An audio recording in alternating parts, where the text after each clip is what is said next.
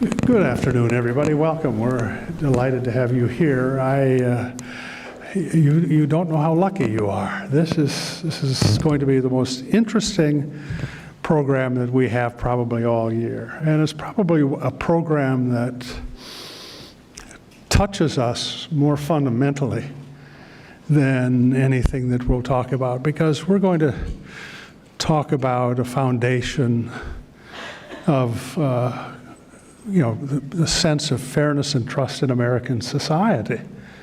And it's grounded in institutions we don't talk about, our judiciary. And we're so fortunate to have this remarkable group of colleagues who are here today. And I can't tell you how lucky you are, and I'm glad you're here, and how much I'm looking forward to having you and hearing from them. My name is John Hamry. I'm the president here at CSIS. And, when we have public events, we always start with a little safety announcement. And so Suzanne and we're responsible for everybody's well-being. If we hear somebody say, evacuate, please follow our instructions. We're going to go through this door here, or this, so they'll both take us back. Right behind this door is the stairs that take us down to the ground level. We're going to take 2 left-hand turns and a right-hand turn. We're going to go over to National Geographic, and I'm going to pay for everybody's ticket to see the Queens of Egypt show. It's a great show. It's really fun. And but seriously, if we do take seriously, we're responsible for you, and I hope that you'd just be patient and work with us. If we have to do something, I don't think we'll have to. We haven't had to in 5 years. For a combination of reasons, I spent a lot of time reflecting over the last 2 months. I have a kind of a complicated illness that kept me in the hospital for 31 days. You know, you lay in the bed, look at ceiling tiles in a hospital, and you got a lot of time to think. And I came to realize what a remarkably precious thing it is to live in a society where rule of law is the norm. We don't think about this. We don't talk about it enough. We don't really put it into our hearts to what it means. And we don't think about how vulnerable we are if somebody can threaten it and challenge it. We're going to get into that today. I'm very grateful that Suzanne Spaulding has brought, Harvey, you're right up front here. Just come on over. Stop talking to the beautiful women in the back, okay? We're going to explore this. Suzanne has been with us for the last, she's going to really frame this, but she's been looking for the last year at what we have seen happen in Europe, where hostile intelligence services have intentionally targeted the judiciary to undermine its credibility in those societies. And we're seeing signs of it here. Think of how vulnerable we might be if we started to fundamentally question the fairness and the decency of our judicial system. This is probably the greatest risk I can think of right now, and I want to thank Suzanne for bringing it to my attention and helping all of us think it through. So Suzanne, come up here. You're going to really get this started for real. I want to say thank you to all of you. Thank you to our remarkable speakers today. This is going to be a very rich afternoon. Thank you very much. Suzanne.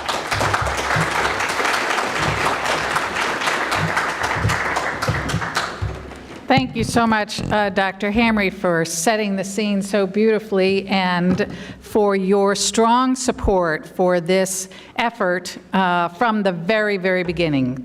When I got out of DHS and started thinking about this, the first call I made was to John Hamry, and he said, just tell me what I can do to help. And he's been the strongest supporter ever since. And it's very appropriate in your remarks, again, set the tone perfectly that we are doing this, of course, on Law Day.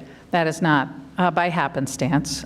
We thought it was an appropriate day to emphasize this. And I want to thank also Democracy Fund and the William and Flora Hewlett Foundation for their support, for the work that is reflected in the report that we issued today, and their ongoing support from the Democracy Fund. Thank you very much. I also want to thank two of our most important senior advisors on this project, and that is Harvey Rishikof, the chair of the advisory committee of the ABA's Standing Committee on Law and National Security, which has been a terrific partner, and Elizabeth Rindskopf Parker, who was my boss when she was the general counsel at CIA back in the early 90s. And has gone on to do many illustrious things, and most recently, and still, I guess, is Dean Emeritus of the McGeorge School of Law at the University of the Pacific in California, and recently stepped down as head of the California Bar Association. And Harvey and Elizabeth will be moderating our panels today. So thank you to them for their ongoing insight, guidance, help, and today. And then I really want to thank my co-authors on this report.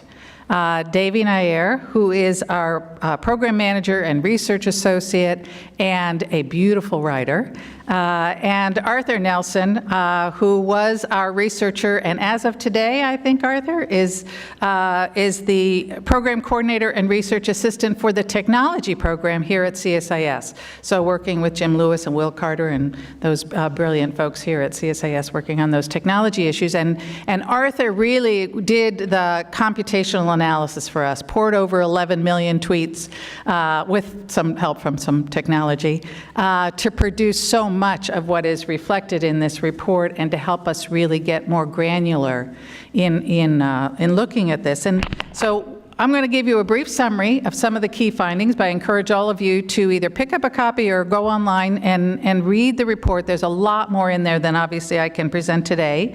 And I want, as I go through this, I want you to keep a few key points in mind. So we focus in our report on Russia's activities to undermine democracy.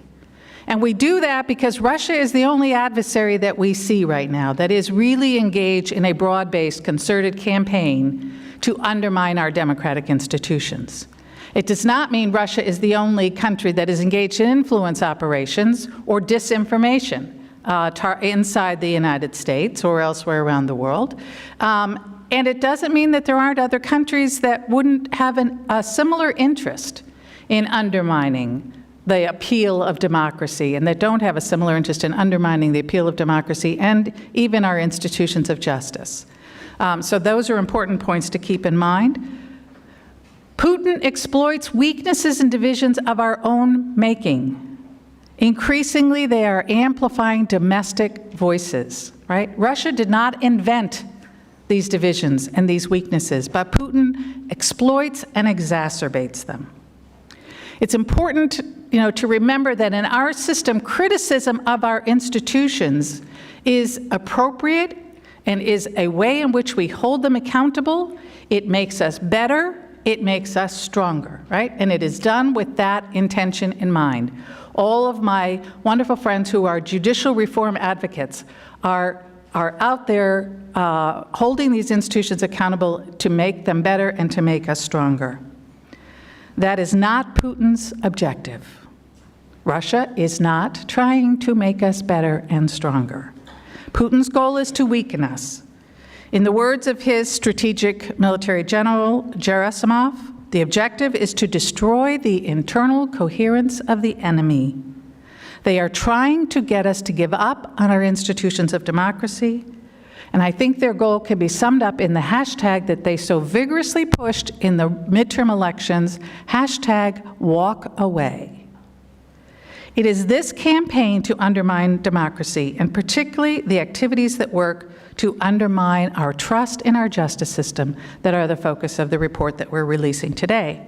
So I'm going to give you a quick run through, then we're going to have a panel that's going to discuss the nature of the threat, and Harvey Rishikof will moderate that, followed by a panel that will delve into the ways in which we can most effectively counter this threat. And that will be moderated by Elizabeth Rindskopf Parker. And then we are very fortunate to have, to wrap this all up for us and send us all out inspired and ready to act, Michael Chertoff, who will be our closing keynote speaker. So, let's see if this works. So the story really sort of starts, this grew out of my work when I was the Undersecretary at the Department of Homeland Security, responsible for cybersecurity and critical infrastructure protection. And so we had the responsibility for understanding and working with state and local election officials, as well as some federal partners, to try to protect our election infrastructure in the run-up to the election in 2016. And this is what we saw. We saw cyber incidents targeting voter registration databases. We saw the hack and leak of emails, and we saw the online propaganda efforts. It did not take us long to assess that the cyber incidents in the voter registration databases were part of what the hack and leak of emails and the online propaganda were part of, which is an overarching information operation. Because the real value in accessing these databases all across the country would have been to disrupt activities on Election Day. If you delete names, if you change spellings of names, et cetera, and cause disruptions on Election Day, you could begin to undermine the public's confidence in the legitimacy of the outcome. So we knew we were looking at information operations. We also knew that it was not just about elections, that in fact Russia had this long-term goal, that the interference in the elections was really part of a broader campaign to undermine democracy. And this is the quote from the January intelligence report to that effect, and was confirmed more recently in the criminal complaint that was filed last fall against the group that was most active in the online activities. That, as you see here, their strategic goal, which continues to this day, was undermining faith in our democratic institutions. So as I thought about this broader campaign when I got out and had the luxury to think bigger, I thought, okay, let's red team this. If I were Putin and my goal was to undermine democracy and undermine democratic institutions, where would I go next? What other institution is as dependent as elections on public faith and confidence in the credibility of its outcome to have any meaning? And I immediately thought about the courts and our justice system. It is dependent on the trust of the public. It is like, as is the media. Like the media, it is, we look to our courts to help us discern the truth, to figure out what is the fact, right? What are facts? So if you were, as Michael Hayden says, that Putin is, striving for a post-truth world, right? Trying to undermine the public's sense that they have any hope of discerning the truth, which is where we think Russia's population is, right? They shrug their shoulders. They give up on the idea of finding truth. Justice system is a perfect place to target your efforts. And finally, as Heather Conley has shown in her outstanding work that Dr. Hamry referred to on what we've seen Russia doing in Central and Eastern Europe, the justice system, they have learned, can be a place that uncovers their corrupt activities. And so, again, a good reason to undermine the credibility of that justice system. So as we began to look, one of the first things we saw was a case in Berlin, Germany. This is January 2016, and some of you will remember this. It was a young girl named Lisa. She was of Russian heritage, living in Germany. She claimed she'd been abducted and raped by migrants. She pretty quickly, in the questioning from the authorities, admitted that that was a lie. She'd made that up because she'd spent the night with a friend and was afraid to tell her parents. But social media grabbed hold of this and started pushing this story, and why weren't German prosecutors, why weren't the authorities going after these migrants for this horrible rape of this 16-year-old girl? It was picked up by Russian TV, originally one, and then pushed out to 10 different outlets who pushed this story relentlessly, online, on TV, and ultimately Russian officials, including Foreign Minister Lavrov, who accused officials of sweeping this under the rug. Right?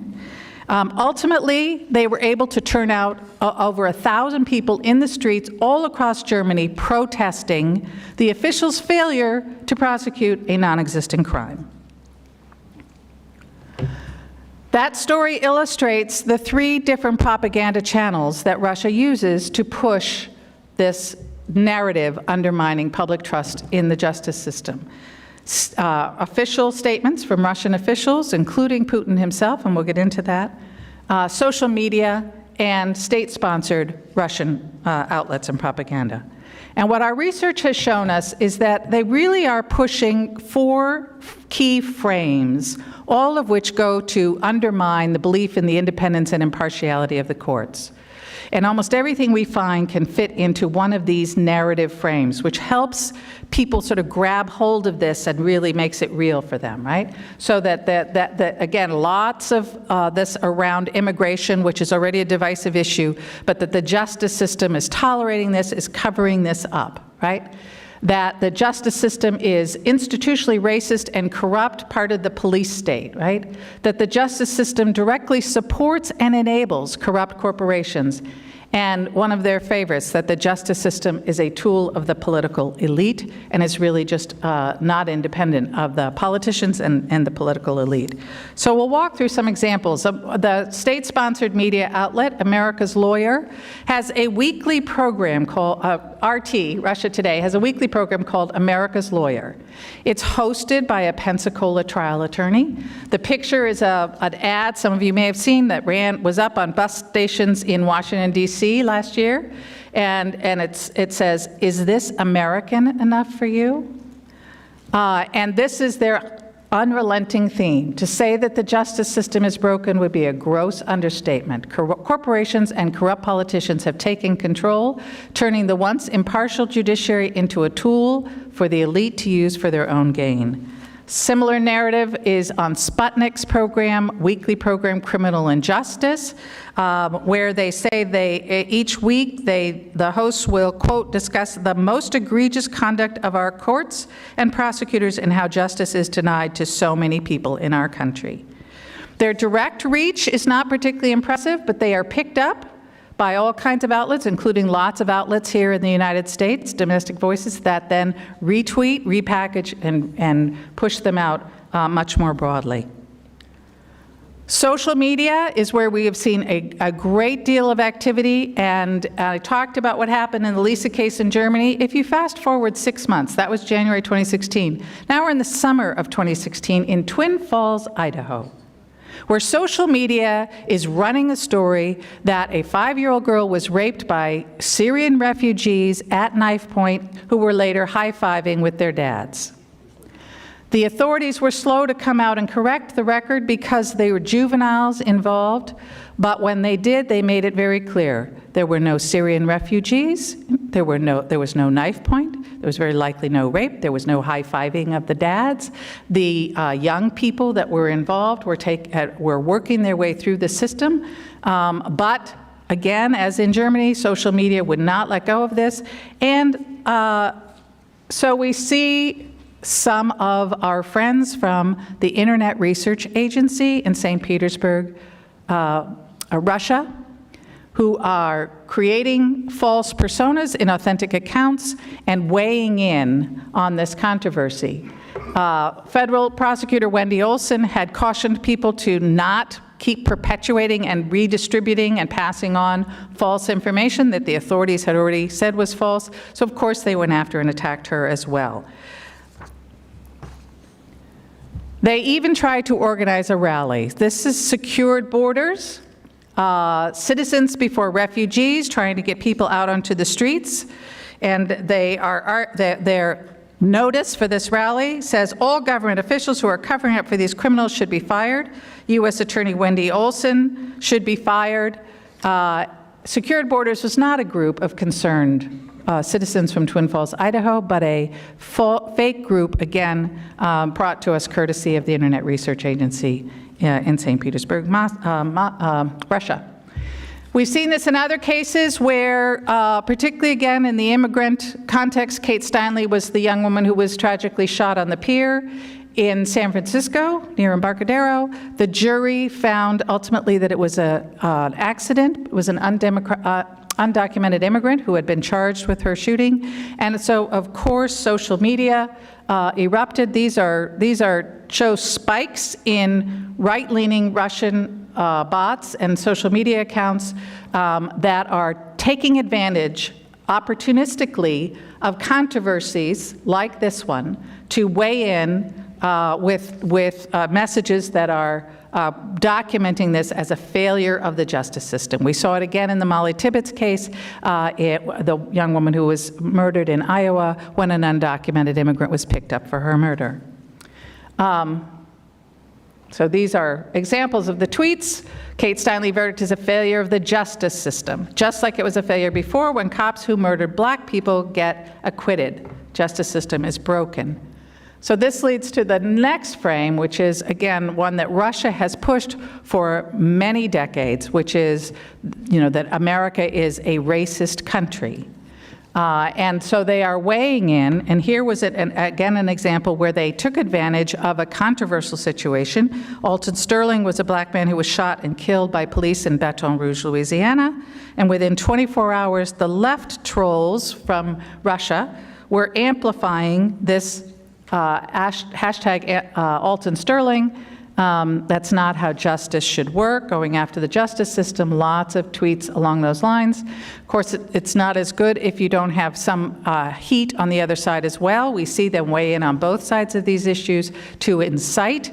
And so here they are. Heart of Texas is another gift to us from the Internet Research Agency, trying again to turn people out for a rally. This is in the wake of Mika Johnson a few days after Alton Sterling shooting 5 Dallas police officers. So again, picking up on legitimate controversial issues to incite. This is a graphic that was done by the University of Washington, mapping Twitter conversations around Black Lives Matter. The orange is are accounts that have been linked to Russia, and it shows their centrality in both sides. This is left-leaning and right-leaning trolls, so again, stoking flames of division. We have a report that you can find on our website about why we think Putin specifically targets minorities and affinity groups. It's very pernicious. Their work on social media really pulls the folks that read this into a virtual vortex. So when you click on, because of the way these platforms work, when you click on something to read it, you've bought into the teaser, right? The algorithms note that this is something you're interested in, and so they send you more of that. And the more you click, the more they send you, and the more it reinforces the vortex that they're trying to pull you down. The other narrative is the justice system is really just a tool of the political elite. This feeds into this deep state narrative, and Putin is really pushing the idea of the surveillance state. So this was ironically in response to a question from Edward Snowden about does Russia have a mass surveillance program? And Putin says, oh, thank God ours at least is strictly controlled by the law, regulated by the law, and the clear implication reinforced by a lot of their messaging is that ours is not. This is the broad Twitter activity around hashtag release the memo. You'll remember this is the memo in the House of Permanent Select Committee on Intelligence around the Carter Page FISA application and that investigation. And Russia weighed in really down at the left side of this chart to add accelerant, to really push that, boost that line up. And a big part of what happens on social media is that they're trying to create the appearance that this has widespread acceptance and pickup, and to push hashtags particularly into trending hashtags so that more people will see them and pay attention to them.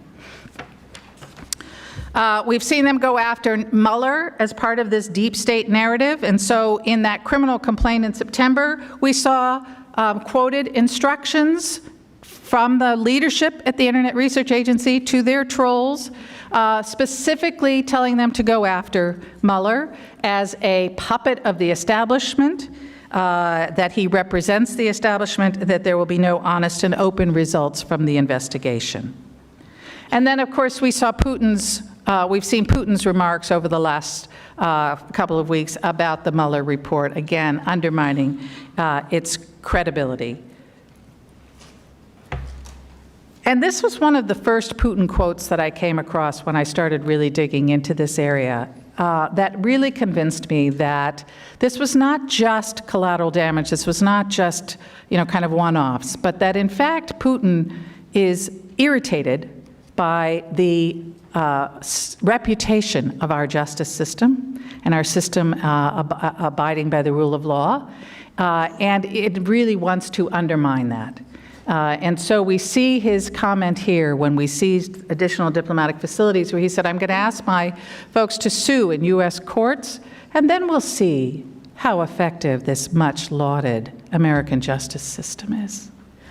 Putin's audiences are his own population first and foremost, don't long for Western-style democracy. It's not all it's cracked up to be.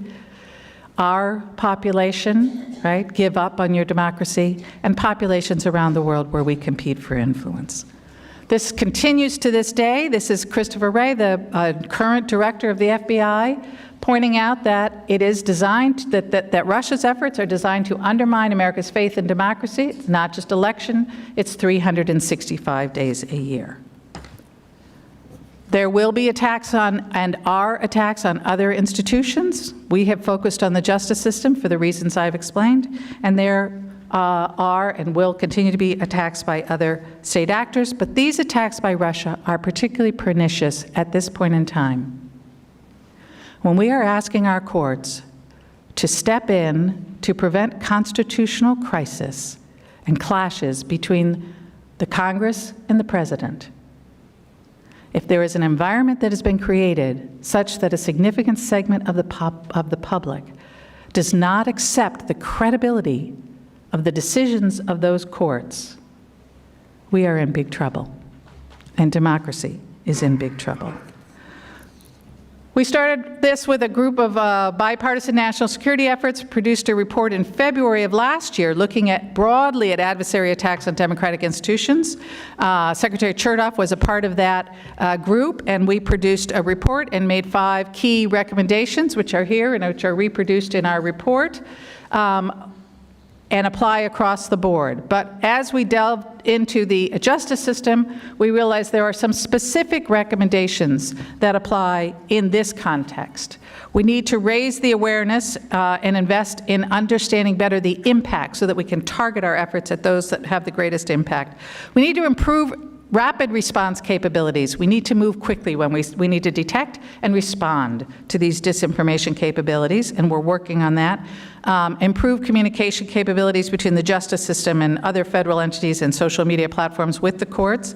And importantly, and you'll hear about this on our second panel, improve civics education. These efforts are really focused on transparency. And that is really a critical component. I believe Russia is exercising jujitsu here. They are trying to use our strength against us. Our strength in terms of our freedom of speech, our open marketplace of ideas, our robust debate and discussion in this country. And they are trying to use that against us, and they are trying to get us to unilaterally cut back our own selves on what is our greatest strength, and get us to fight on their ground. We need to use that strength to fight them, right? We need to regain that strength and that upper hand and fight on our grounds, which means that we need to put an emphasis on transparency. We need to put an emphasis on things like identify, label, and overwhelm disinformation, ranging from innovative initiatives of social media platforms to the use of legal tools like the Foreign Agent Registration Act, strengthen campaign finance and advertising laws, use online tools and targeted messaging to teach media literacy and our shared values. The world is becoming more transparent every single day. We have the advantage. We are used to dealing in a transparent world. Our key adversaries, Russia, China, North Korea, Iran, they're terrified of transparency. We need to remember that is our strength and fight from our position of strength. We need to train to fight in the light. If you train to fight in the dark, you could meet your enemy at night or turn off the light and have the advantage. If we train to fight in the light and a transparent world is coming and we can turn on the lights, we have the advantage. Thank you very much. I'll turn this over now to our first panel. Harvey?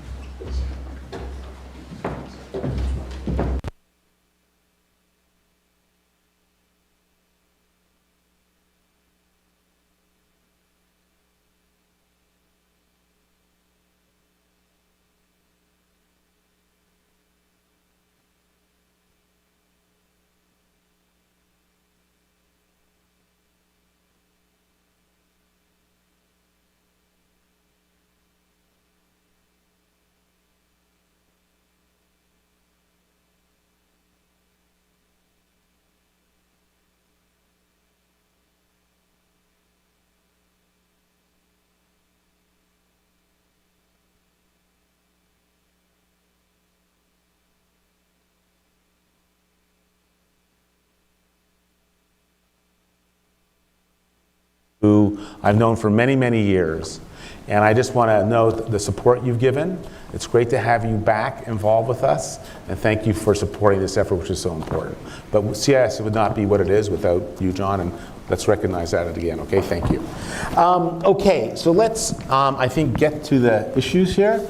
I think I'll briefly introduce the panelists, but you have the program which lays it out. I've known Seth for a number of years. It's hard to think of someone who would be better to lay out this issue. He's now with CSIS.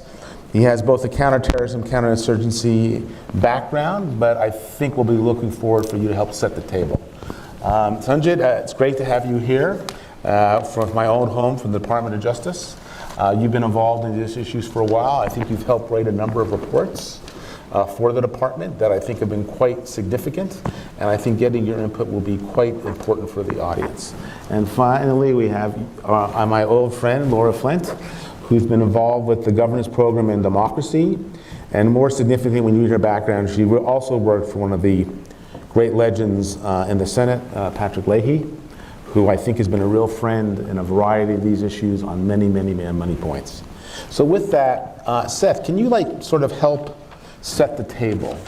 Many of us are old Russian hands, and this is a historic context about this. Disinformation is not new to the Russians. Can you give us a sense of how you say this in the context?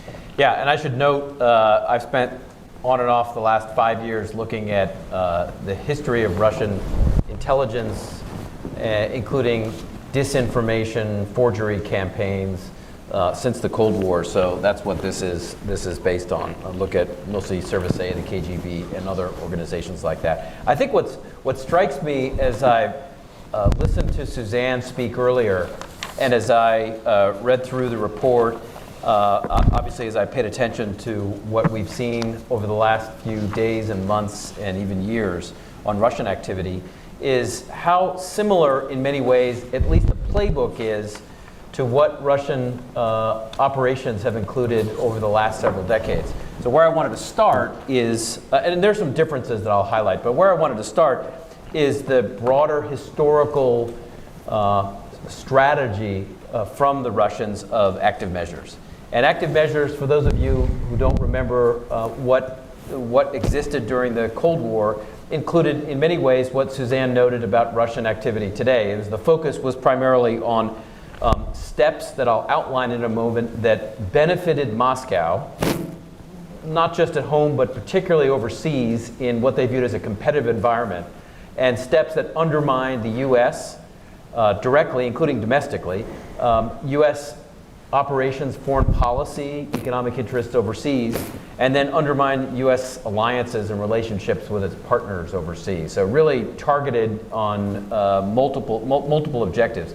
What active measures particularly focused on during the Cold War, we know, and both either the declassification or in the case of the Mitrokin archives, the stolen information from KGB archives and declassified U.S. archives gives us a pretty good picture of active measures. They included a couple of things which sound a lot like what we see today. They include things like pretty aggressive disinformation campaigns, ones that really were directed towards undermining the United States overseas and faith in U.S. institutions. And if people don't remember some of the more successful disinformation campaigns that the Russians ran during the Cold War, probably the most successful one, certainly one of the most successful ones, was the AIDS campaign, where they planted a story in an Indian newspaper, the Express, then had Russian newspapers and various Russian programs in Eastern Europe pick it up that AIDS originated from the U.S. military laboratory at Fort Detrick, Maryland. And so what you had was something that was entirely fictitious, spread on multiple forums. And interestingly, by the late 1980s, what even U.S. medical journals conducting polling in both the United States and overseas, particularly African countries, stunningly found was that this myth, which originated from a Soviet disinformation campaign, had influenced the views of, in some of the countries polled, a third of the population believed that the U.S., either the intelligence community or the military, had manufactured AIDS in laboratories, and that was the origin. I mean, it was an incredibly successful case. What makes active, this is what we call active measures, I think just as true in what Suzanne outlined earlier, is if done effectively, it can take on a life of its own. So it's not just a function of intelligence services projecting information out. If it's done well, it starts to get picked up and takes on a life of its own in the media or in other forums like that. That's why I call it active measures, because there's an action component of it even outside of Russian intelligence hands. There were plenty of other examples of this. We saw forgeries throughout the Cold War. We saw agents of influence, the recruitment of journalists or academics to write papers that supported Russian and Soviet interests, the use of front groups, a whole range of activities that sound a lot like what Suzanne outlined earlier. Obviously, some differences as we move into the present. The ideology of the Soviet Union, what was Marxism-Leninism, has evolved. We don't see that ideology anymore, but what we do see is a sort of this vociferous anger that where the Soviet Union, what happened to it and its downgrading is something that Putin wants back. The role of social media is clearly new in what you laid out, that we had not really seen historically. Probably the level of polarization in the US, other than maybe Vietnam, has allowed them to exploit political differences. So let me just conclude by highlighting one of the things that has struck me about Russian operations today is how, at least to a strategic degree, the Russians have paid close attention to the literature and psychology. The active measures campaigns, including the ones Suzanne outlined, are high volume and multi-channel. That's designed in part because they recognize in psychology that a variety of sources can influence someone's perception of what is real and what is not. It's rapid, it's continuous, and it's repetitive from multiple channels to influence its audience. Its lack of commitment to objective reality and its lack of commitment to consistency becomes important when we have an airliner down in Ukraine and they're tied, weapons systems and Russian-backed rebels are tied to the downing of the airline. What they want in a case like that is confusion about the causes so it doesn't get tied to Russia. So I would just say more broadly, there are some interesting historical parallels to what we're seeing today. I would say they've done their homework in many ways on the psychology of influence in looking at what psychology tells us works and doesn't work. And with that, I will turn it back. Perfect. Thank you, Seth. I remember once being with a negotiation with a Russian delegation on some issue, and the old Russian looked at me and said, what you have to understand is the true battleground is the 6 inches between your ears. And if we can control that space, then we are winning, right? So you have the lovely obligation and sort of duty of responding on behalf of the prosecutors. Mm-hmm. So you've been involved in that. What would you say is the current sort of approach that we're taking now to these threats at the Department of Justice?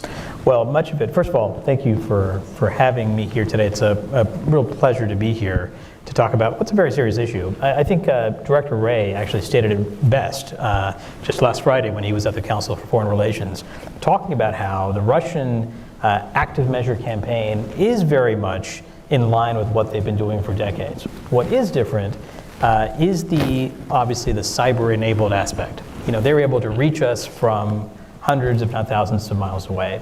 And that's what makes it particularly pernicious, because if you don't know who your adversary is, if they're acting covertly, if they're putting themselves up as fellow Americans, you don't have a sense of who they are and what they're trying to do. It's a little bit different when it's, Russia Today or Sputnik, which actually, as of now, are registered agents under the FARA, so that's an accomplishment. But it's one thing when they advertise themselves openly and you can make your own determination about, why are the Russians telling me this or that. But when they pose covertly, and try to pass themselves off as fellow Americans, that's what's especially pernicious. And so that's something that we're focused on, particularly at the Department of Justice and the FBI, working with our colleagues in the intelligence community, is making sure that we understand where this information is coming from. Again, we're not in the business of arbitering what's truth or what's not truth. That is absolutely not the role of the government. What we can do, though, is try to identify the source of the information. If that information is coming from abroad, that is something that the American people should know. And so we've developed policies within the Department of Justice that are neutral, that are objective, that are not based on content, but that are focused on, in the appropriate context, elucidating the source of foreign information.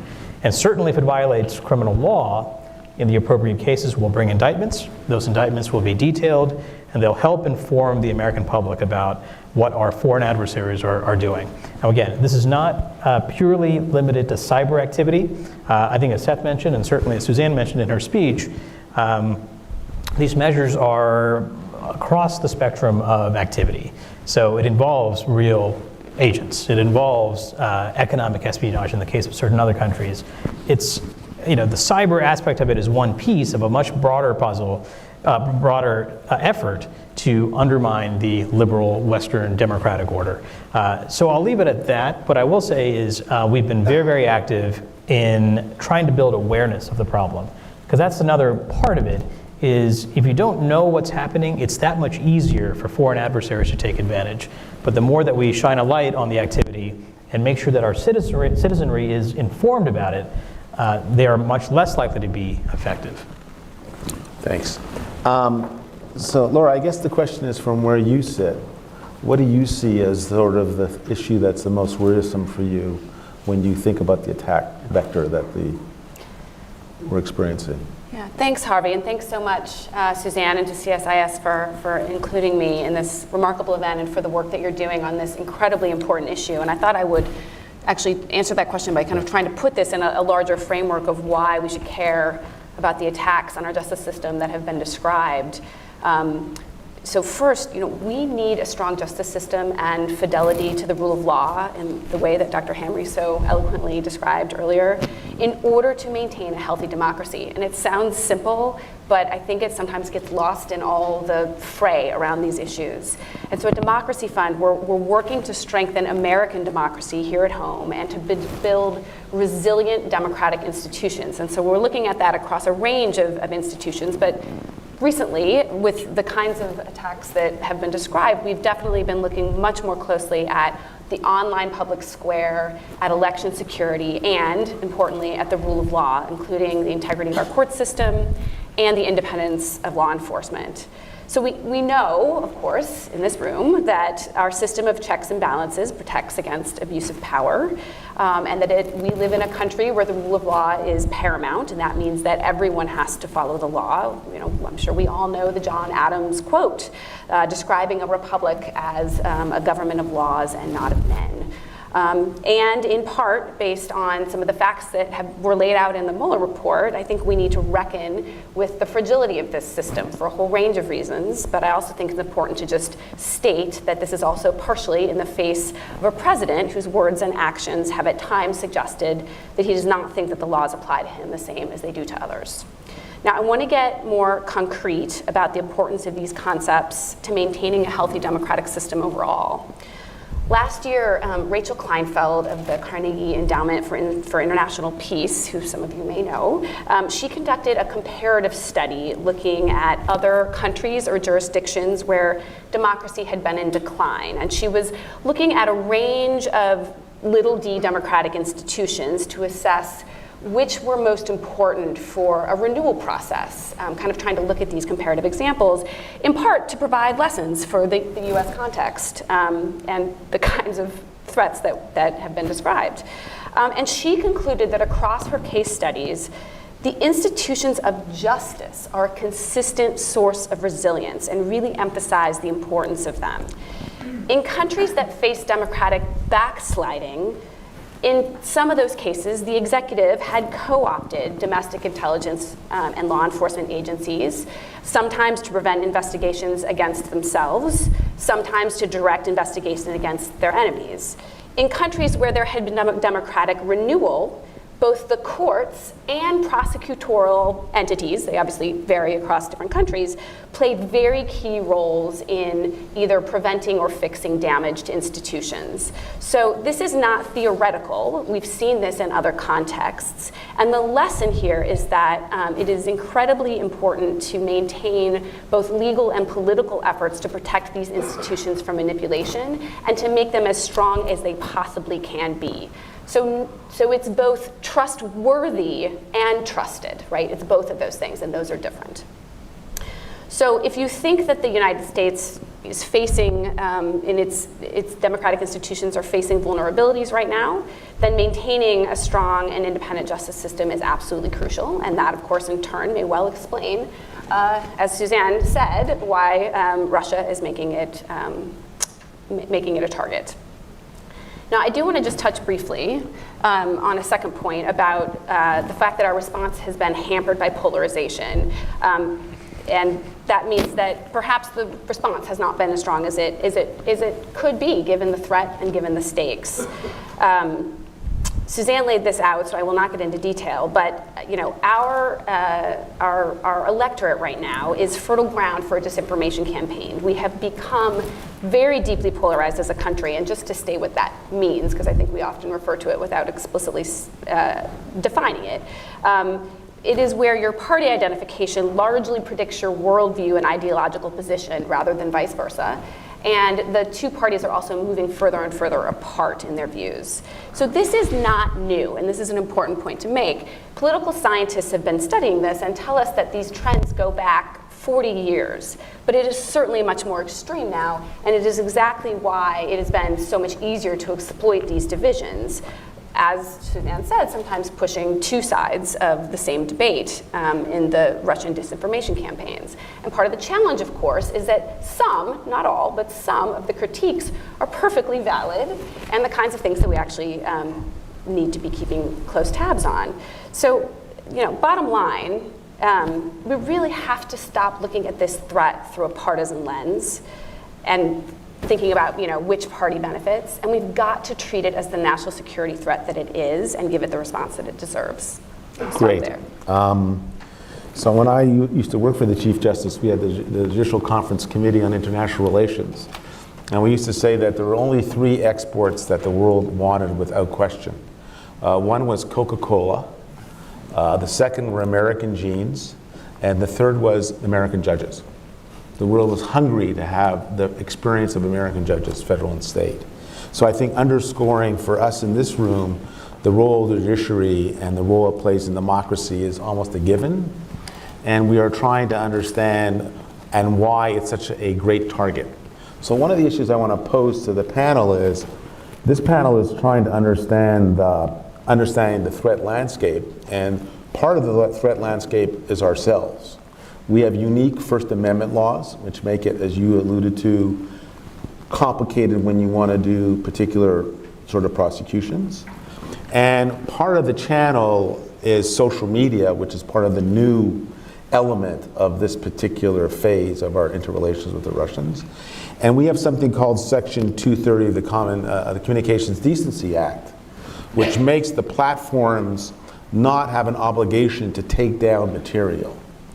And they only take down material on specific issues that have been basically carved out, such as child pornography or related drugs. So I'm curious from your perspective, given that landscape that's being exploited, how you approach it, Seth, for understanding that media and what you think the appropriate role is for those new titans inside the space, how you understand it as what's appropriate that you might want to see some legal reform, and how you understand it as a committed to democracy and free speech, how we deal with this phenomena which is being exploited by our adversaries. Seth. So one area that I have been looking at recently is the use of social media platforms, including Facebook, for targeting the judiciary, and that is spreading disinformation on platforms, including Facebook. Now, having worked a little bit with Facebook recently, one of the things I think that has pushed many of these social media companies to be a little bit more sensitive about them as being hauled before Congress, and where the good work by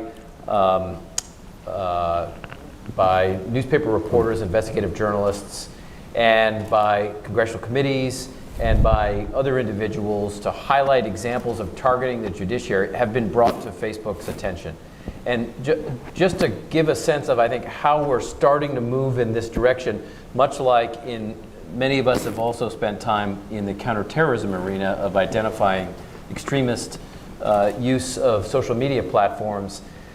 There is now a major growth in some of the platforms, including Facebook, to develop their algorithms to identify targeting of judiciary using their platforms, and then also to educate, because they've reached out to experts to educate their human analysts, because Facebook will have both. It's algorithms, so the AI side, and then the human experts with help from outside to better understand the methods being used. So we've seen increasingly Facebook take down some of these sites.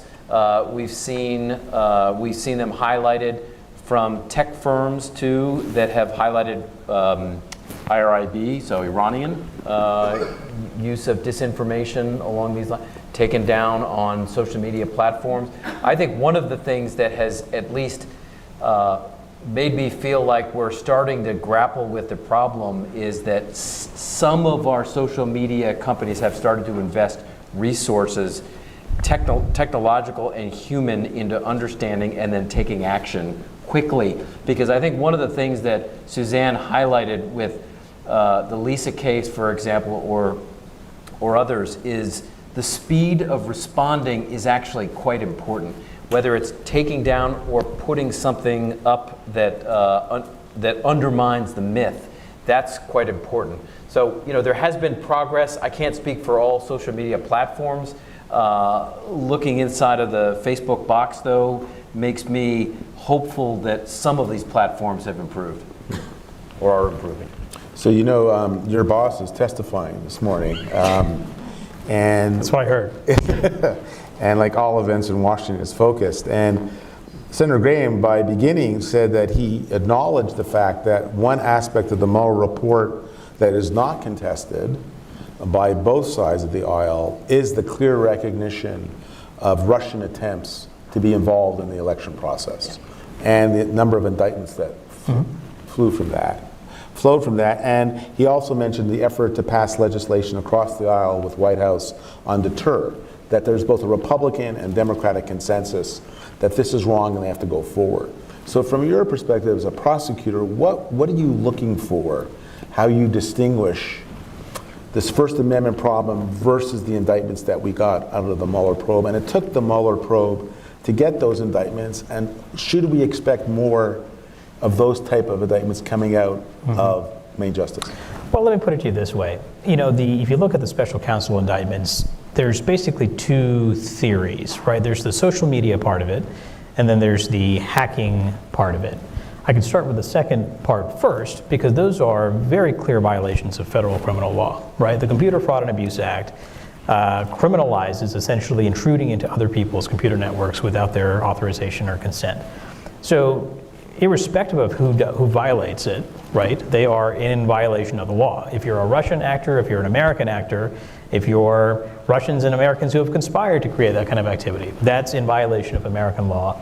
There's always the principles of prosecution that we go through to decide whether or not to charge somebody, and that's a whole different set of, that's a different conversation.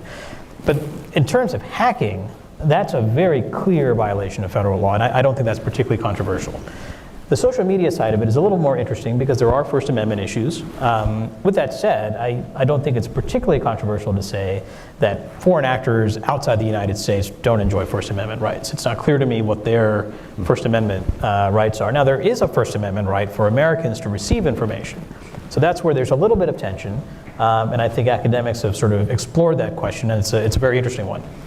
But certainly the Mueller team, the special counsel team, identified essentially efforts by foreign actors to impede American government processes, what we call client conspiracies. So conspiracies to essentially gum up the processing of American government.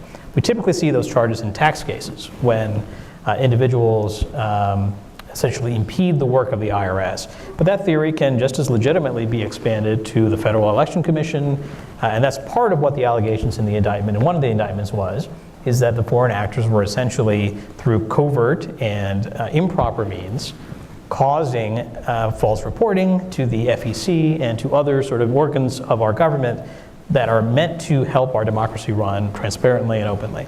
So those are novel theories, but at least in my view, those are perfectly credible theories, and those tools are available to us. I'm not going to comment on any pending legislation or anything that's currently out there now, but I think there certainly are areas where we can sharpen some of our tools. Part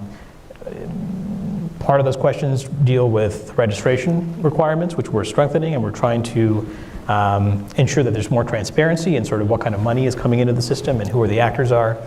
And there are other areas that we can talk about as we go forward. But as a basic, arsenal, I think we actually have what we need. The question is building our investigative capabilities to make sure that we understand what's going on and then highlighting it and bringing cases as appropriate.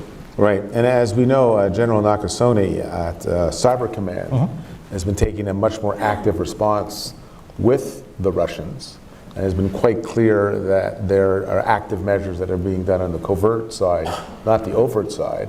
And that's another response that we've taken, and the question is, will that be effective enough? And how we will use both the legal arms and you want to jump in? Yeah, just briefly. I mean, there's also there's the legal dimension. There's also, for American companies, there's also violating terms of service. So by falsely providing information on social media platforms does violate many of these companies' terms of service, and that can then kick in steps that these companies can take. So part of the issue is what happens when you have a Russian troll reinforcing a correct statement that is a appropriate criticism, but is amplifying it. What is the democracy? How do you think we should respond to those type of problematic situations? So that is a perfect segue into what I think is actually the first step, which is transparency. And I think there is still a real lack of understanding. I mean, we know a lot more than we did 2 years ago, 3 years ago. But we still don't, I mean, there's still so much that we don't know. There's been great work done by some academic researchers. There was actually a study of the 2016 election and done by a researcher at the University of Wisconsin. The Senate Select Committee on Intelligence, of course, brought in some really great technological researchers to look at the data that they had received. The report lays out a lot of information about Russian activity, but there's still, because of the nature of social media and the way in which messages are targeted to individuals, so they may not ever be public, it is very hard to, we still don't have a full handle on exactly what's happening, I think, and I think that is really the first place that we need to figure out before we can get to the next steps. Just this week, Facebook announced that it was taking the next step in a research partnership that it's doing to provide to a slew of researchers much more data. But they've been talking about this for a year. The data is not going to be available still for a few months. It's moved quite slowly. And so I think that is a place where there still needs to be additional work. As I look in the audience, there's a lot of gray matter out there. And I mean more than just hair color. There's some people who are quite knowledgeable about Russians. And I'd like to open up to a few questions before I would continue in order to sort of further the conversation. I'm looking at one particular person who has some familiarity with the Russian mode, and I would wonder if you want to say anything, Professor. Burton, I think he's talking about you. Of course. There's a microphone, Bert. You know, that's what law professors do. You know that, Burton. So you should Yeah. let I'd say everyone else who you know are. who you are. Yes. Burton Gerber, teaches at Georgetown, and retired CIA officer, primarily working against the Soviet Union. ironically. Yeah. Oh, sure. Burton, would you mind standing up and just talking loudly? Thanks.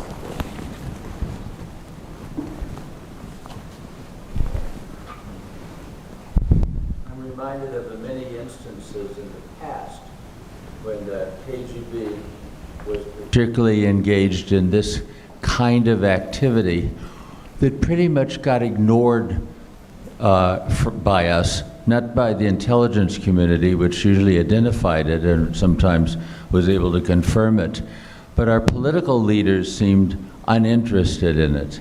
For instance, I remember well when I was living in Germany in 1960, when there was a massive program of showing swastikas, painting and putting otherwise up swastikas throughout Bavaria particularly.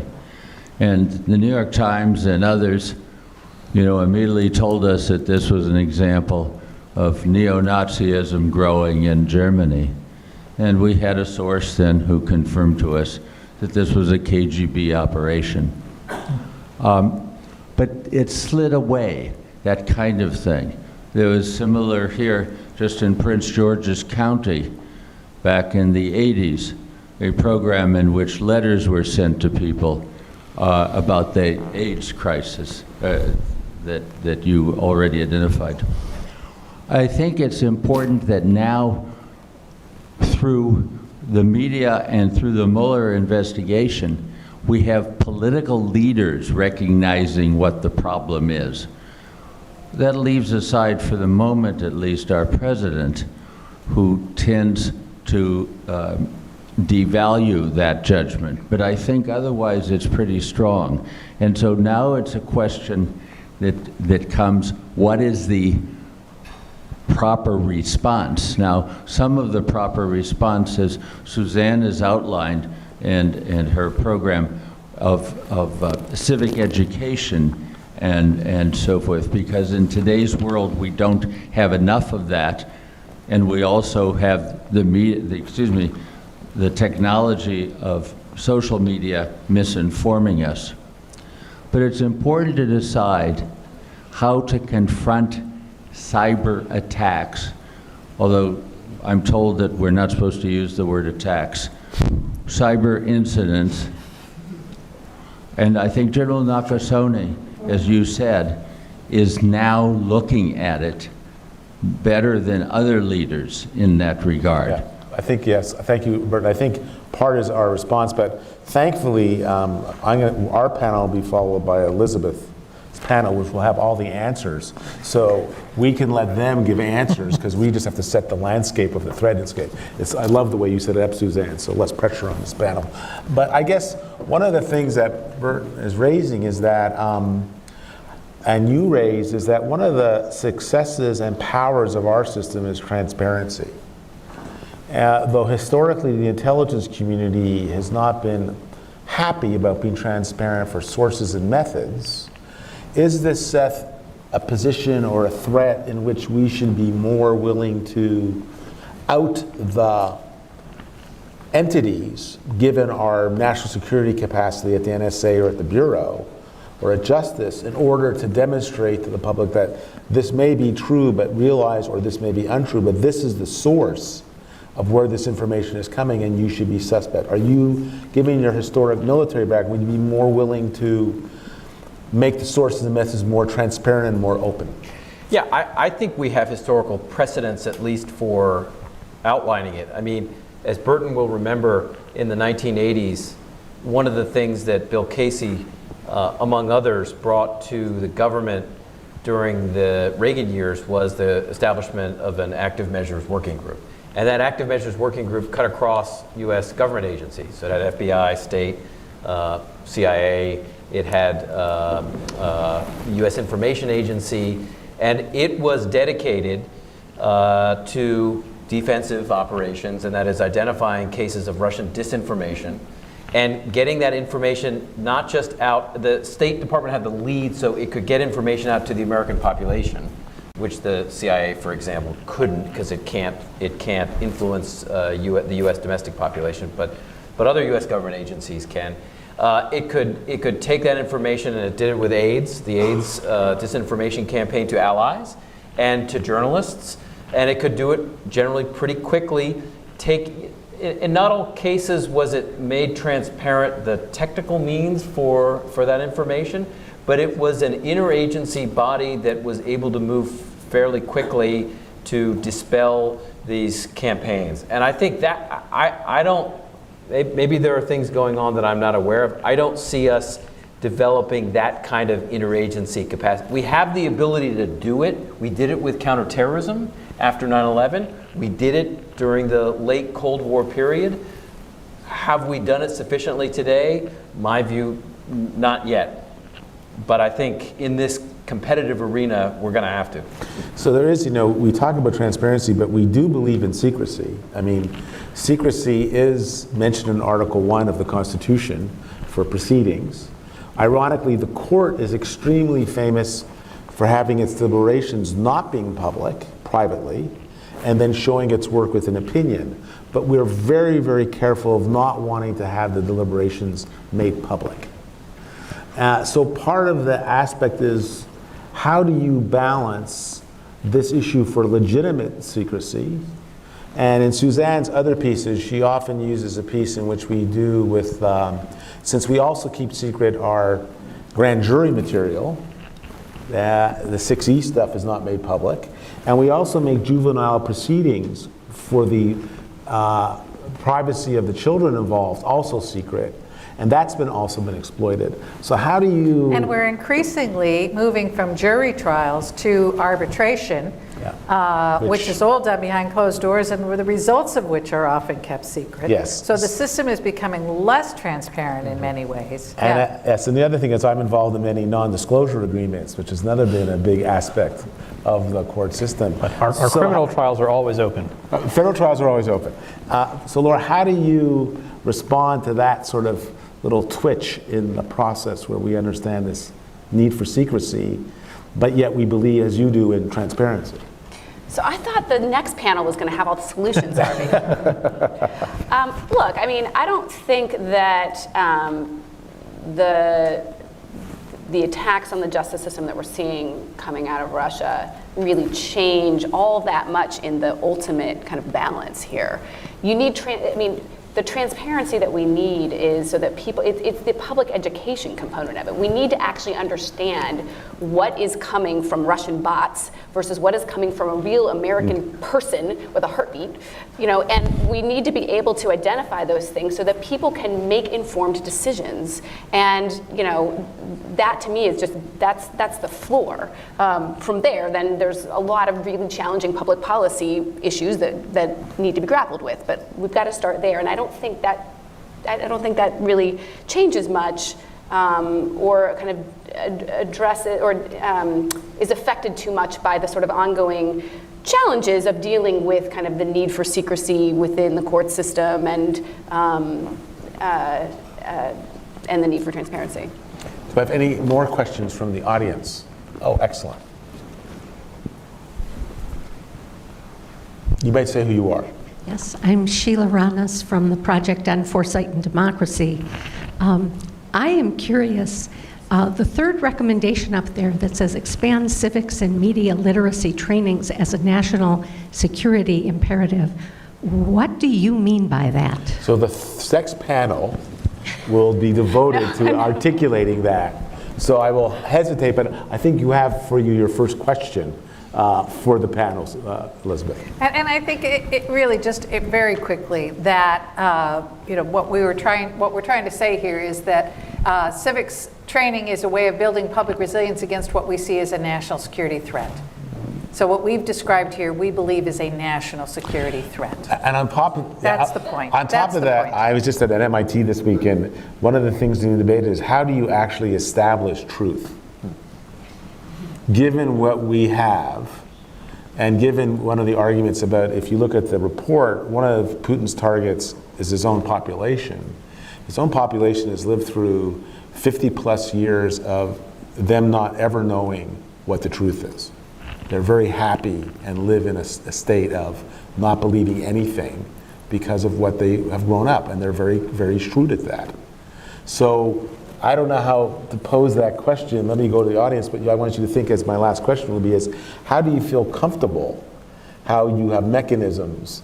Now, we have court systems that usually, and the courts are the last arbiter of establishing what we believe are facts and truths. But just on that point, I mean, it's a really interesting question because, in our system, it's an adversarial system, right? There is no received truth. Party A makes one argument, Party B makes the other argument, and you fight it out. And the jury, if it's a criminal case or even a civil case, the jury decides. And there is no received truth, right? That's what the result is. Unlike the European system, where it's a more inquisitorial model, and the judge's job, and by the way, the judge is also the prosecutor often, their job is to find the truth. And so our system, even though our society is built upon sort of objective ideas of truth, and that's what makes us so strong relative to totalitarian systems where the truth is whatever the guy in charge happens to say it is.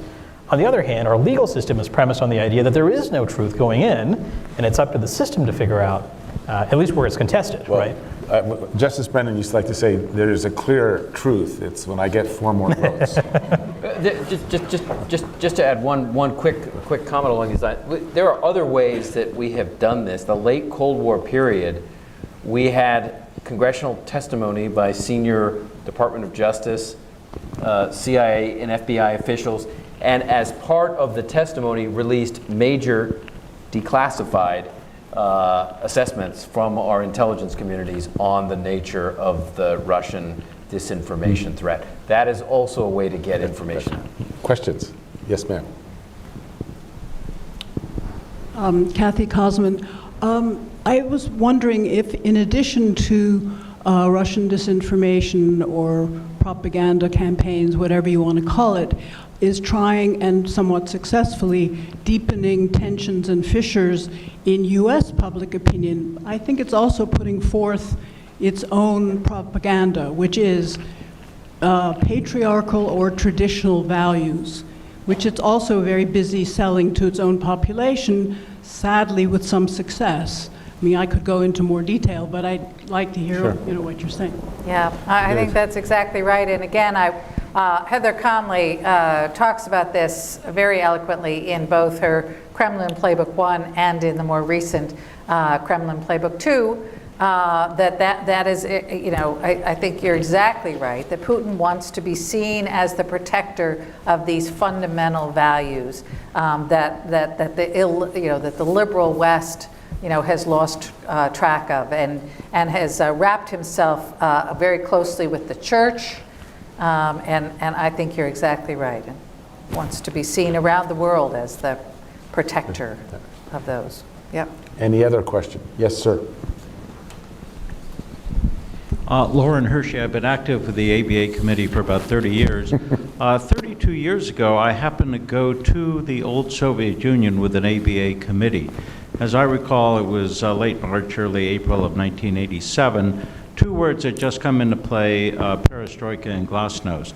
And when we would meet our counterparts with the equivalent of the ABA or watch a trial in progress, I was told at some point, you can use the word perestroika, don't use the word glasnost. We don't want to talk about that in public, even though it was being reported that Gorbachev at the time was introducing these 2 profound concepts to their society. So I have a question about the use of the ABA to promote exchanges.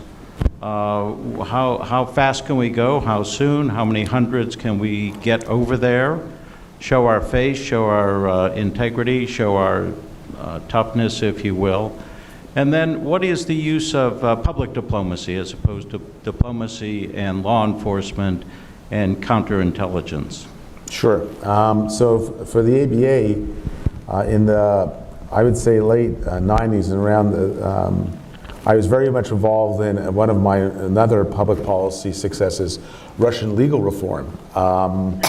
I use the word ironically because— It worked for a short while. Yes. We had an opening, and the opening we helped educate and train a number of scores of Russian judges, and we actually convinced the Russian leadership that they should create an administrative office of federal courts And at that time, we convinced them that the AO leader should not be a judge, but a civilian.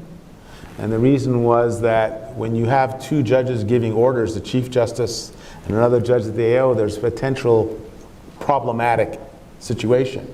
That's the model we have historically followed, is to make sure, and they agreed. But then when Putin saw that one of the goals of the United States AID and the ABA was to create civil societies of independent forces to help bring about democratic processes, he disbanded it and he jailed the people we had been using with our organization. A clear indication of the ruthlessness, and at a little level, our openness and naivete of us to be able to say, that's our goal, you're gonna love it, you're gonna love a democracy, and you're gonna love being taken down. He reacted quite consistently the way an authoritarian does. And he systematically started removing the judges that we had helped educate and train, and made it very clear that he wanted a certain type of justice to be followed. So we have tried it, and the question is, at this point in time, would that be the most appropriate way to figure out what to do for internal mechanisms? Because in the end, Putin will die, and the question is, who will follow Putin? What will be the entities and how we'll be engaged in this process? But the time has flown. It's unbelievable how quickly this hour goes, but I would like to give you each an opportunity to sum up and say if there's one takeaway about the threat that you are particularly concerned about, what would that be if you had the ear of our International Security Council to say, this is something you should be concerned about in the threat matrix that we have to focus on?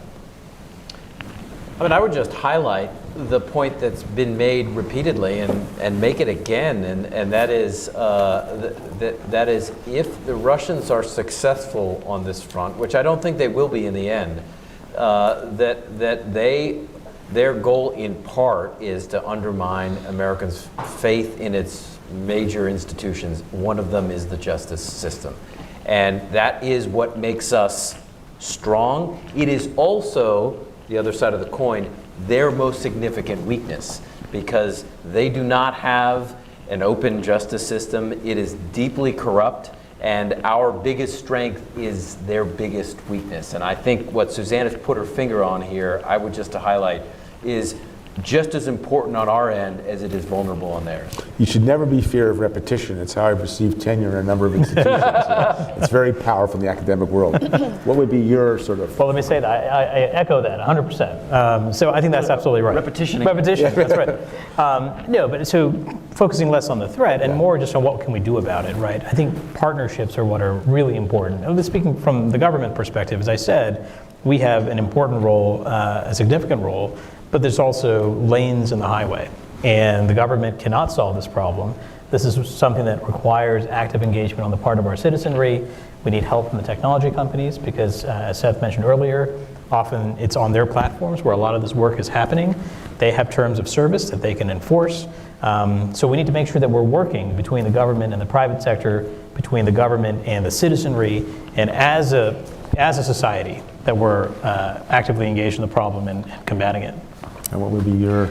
Well, I'm going to continue with the theme by repeating a bit of something that Suzanne said in her presentation, but which I think is so incredibly important but I'm going to repeat it anyway. Plus, I think it's just generally good in life to repeat Suzanne because she's always saying smart things.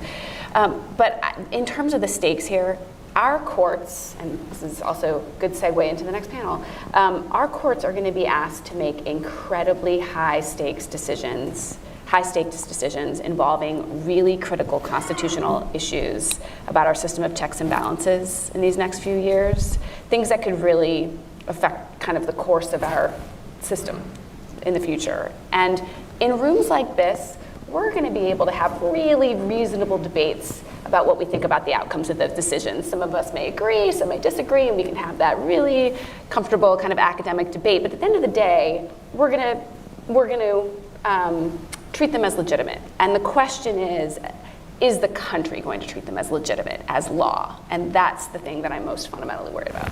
Do you have a last word, Suzanne? Well, democracy is not inevitable. We cannot be complacent. It's really, really hard to get your head around the idea that our democracy could seriously be in jeopardy. It seems so resilient and so robust, but we have to recognize that there are fissures that a determined adversary is taking advantage of, exploiting and widening, and we cannot be complacent. So I just would say that I will segue to the next panel, and that clearly allies, but we've talked a lot about it's hard for the bench to defend itself. It's hard for judges to defend themselves.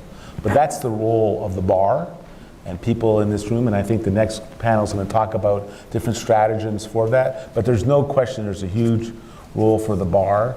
So I will pass on the next panel, and then I know that Judge Chertoff will have all of the appropriate answers for this. So I'm looking forward for you to help give us the path forward, Judge, as always. Thank you very much. Thank you. Thank you. Great. Thank you. Appreciate it. It was great.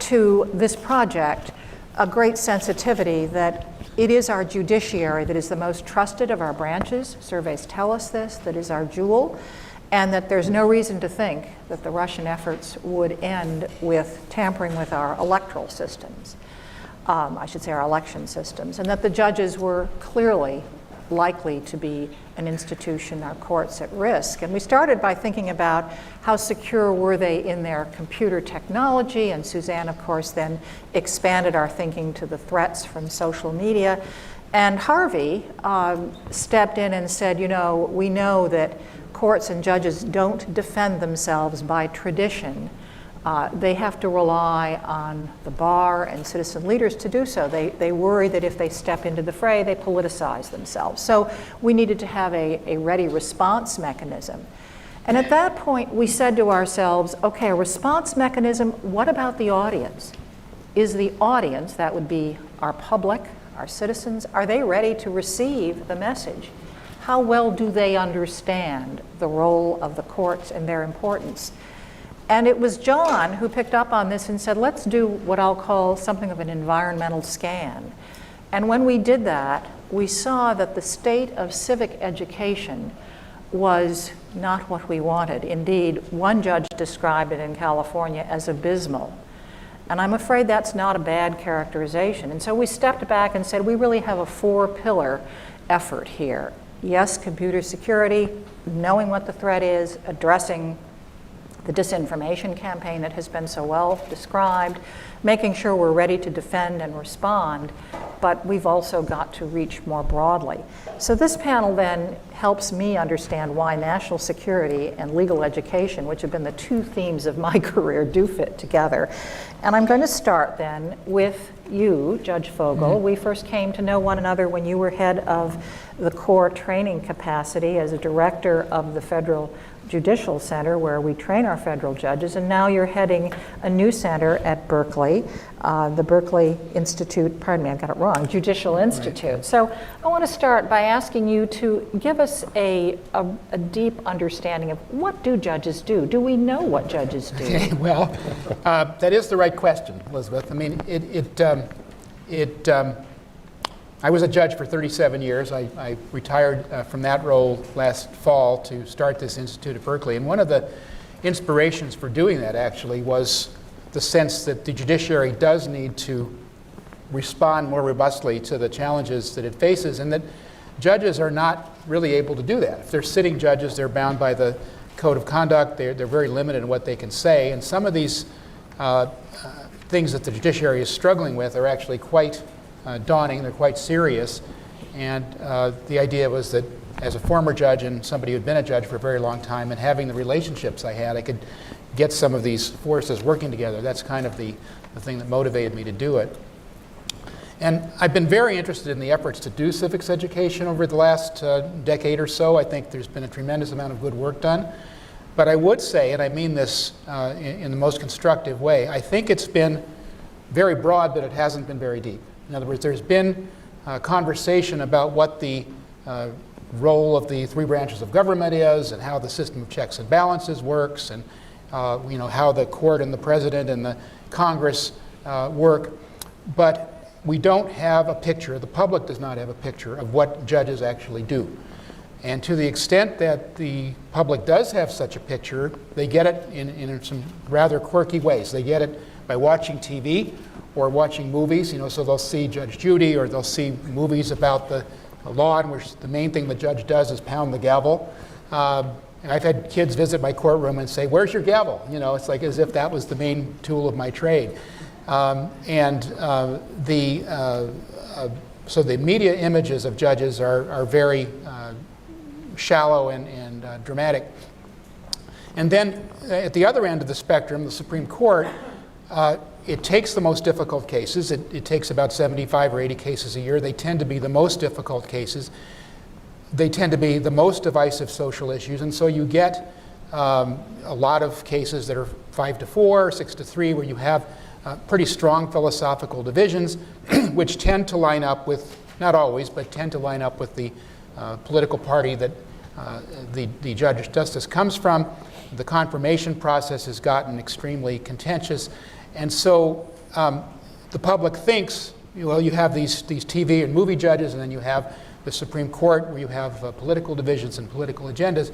And what they don't see is what the thousands and thousands of judges in the trial courts and the state and federal system, the appellate judges in the state and federal systems around the country, what those people actually do, how they think, how they decide cases.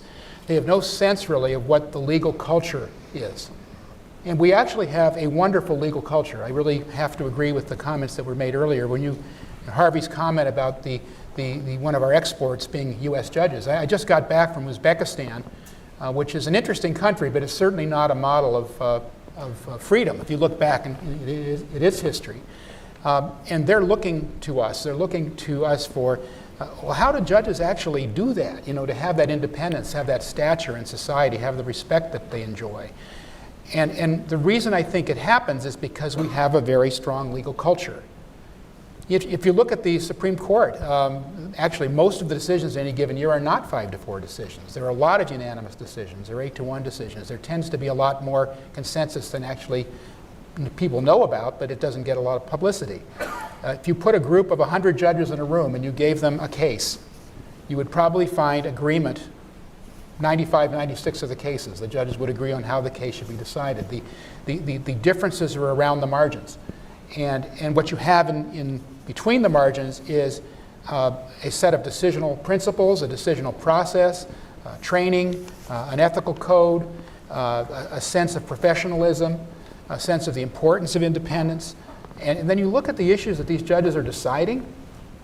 This is really important stuff. It's not the big social issues. It's not reproductive rights or voting rights or anything like that. It's things that are important to individual people in their individual lives. Who gets the kids? How long does somebody go to prison for?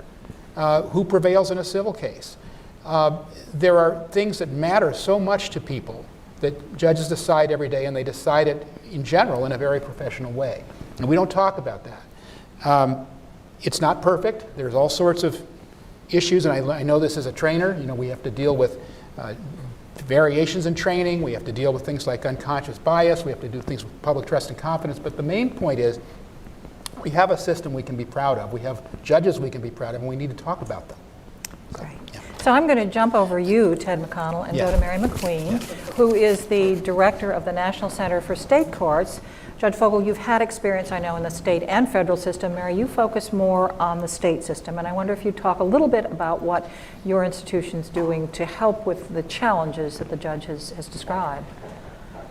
I was looking at my friend Jeff here, and I said, if only I had 13 circuits. When you talk about the state court system, first of all, there is not a uniform system.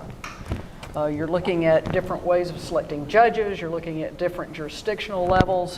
When you look at Texas and Georgia, you're looking at an electrical wiring chart to try to figure out where the courts are and what jurisdiction applies.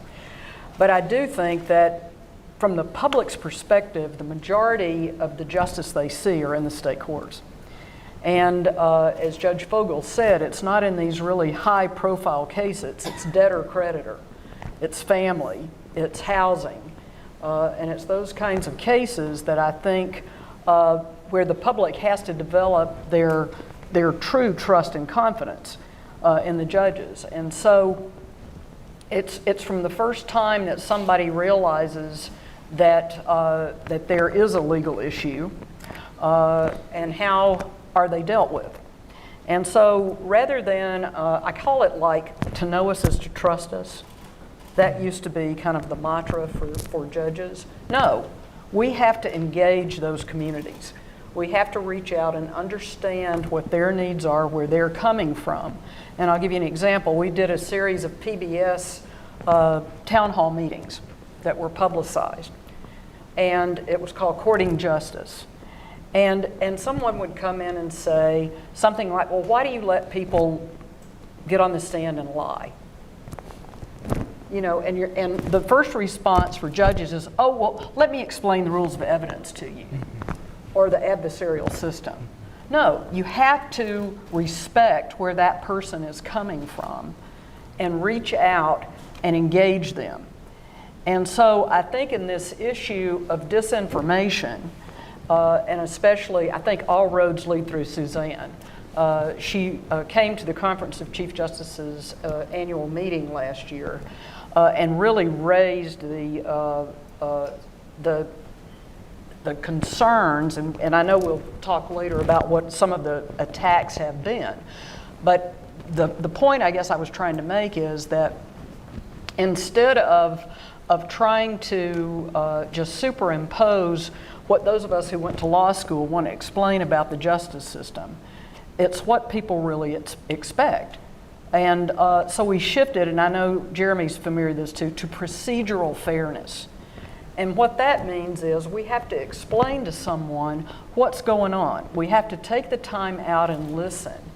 Because while this may be the 20th case I've heard today as a judge, it's the most important thing that's happening in that person's life. And if we don't just take the time for them to respect the process that happened, you know, if it's just next, I think that erodes the public trust and confidence. And so we can tell, and we can talk later about some of the public opinion polls, but we know it makes a difference. So I would say that public trust and confidence, I'll take a quote from Hamilton before he became a star on Broadway. In one of the Federalist Papers wrote that nothing contributes more to the public's respect and esteem for government than the effective administration of justice. Mm-hmm. So, Ted McConnell, you have been engaged in one way or another in civics education for many years.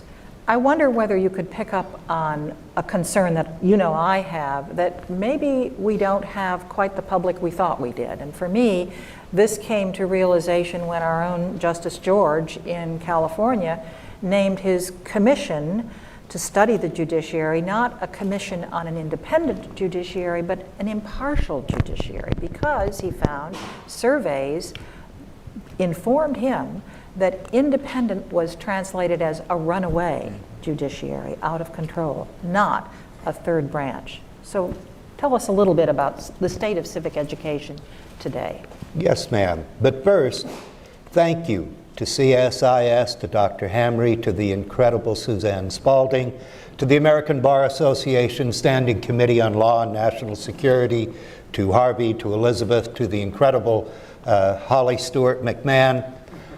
The civic education community deeply, deeply appreciates this opportunity to collaborate with you and to work with you to highlight some of the concerns we've had for a long time. Suzanne's report is so very, very important in laying out exactly what happened. But I submit that there was an infection already going on. These misdeeds pointed out in the report amplified and made much, much worse. This infection threatens the very underpinnings of our republic, of support for the institutions that underlie our republic. And I submit to you that one of the very best antidotes for this infection is more and better civic education. First, let's define what is civic education. It's the principal reason, of course, that we have a system of public education in our country. The founders knew that they'd created this whole new setup in government and that the public had to be educated in how to exercise their rights and responsibilities responsibly. Civic education is the act of providing civic knowledge. We have 3 branches of government. Civic skills. Don't write your congressman if you're upset about your trash service. Write your city council person. And hopefully a disposition to be civically engaged. In other words, to keep Dr. Franklin's charge at the end of the Constitutional Convention to keep this republic. Let's talk about some of the scary statistics that underlie what I said a minute ago about the public, especially younger people's lack of understanding about our system of government, a great deal of which have to do with the lack of civic education.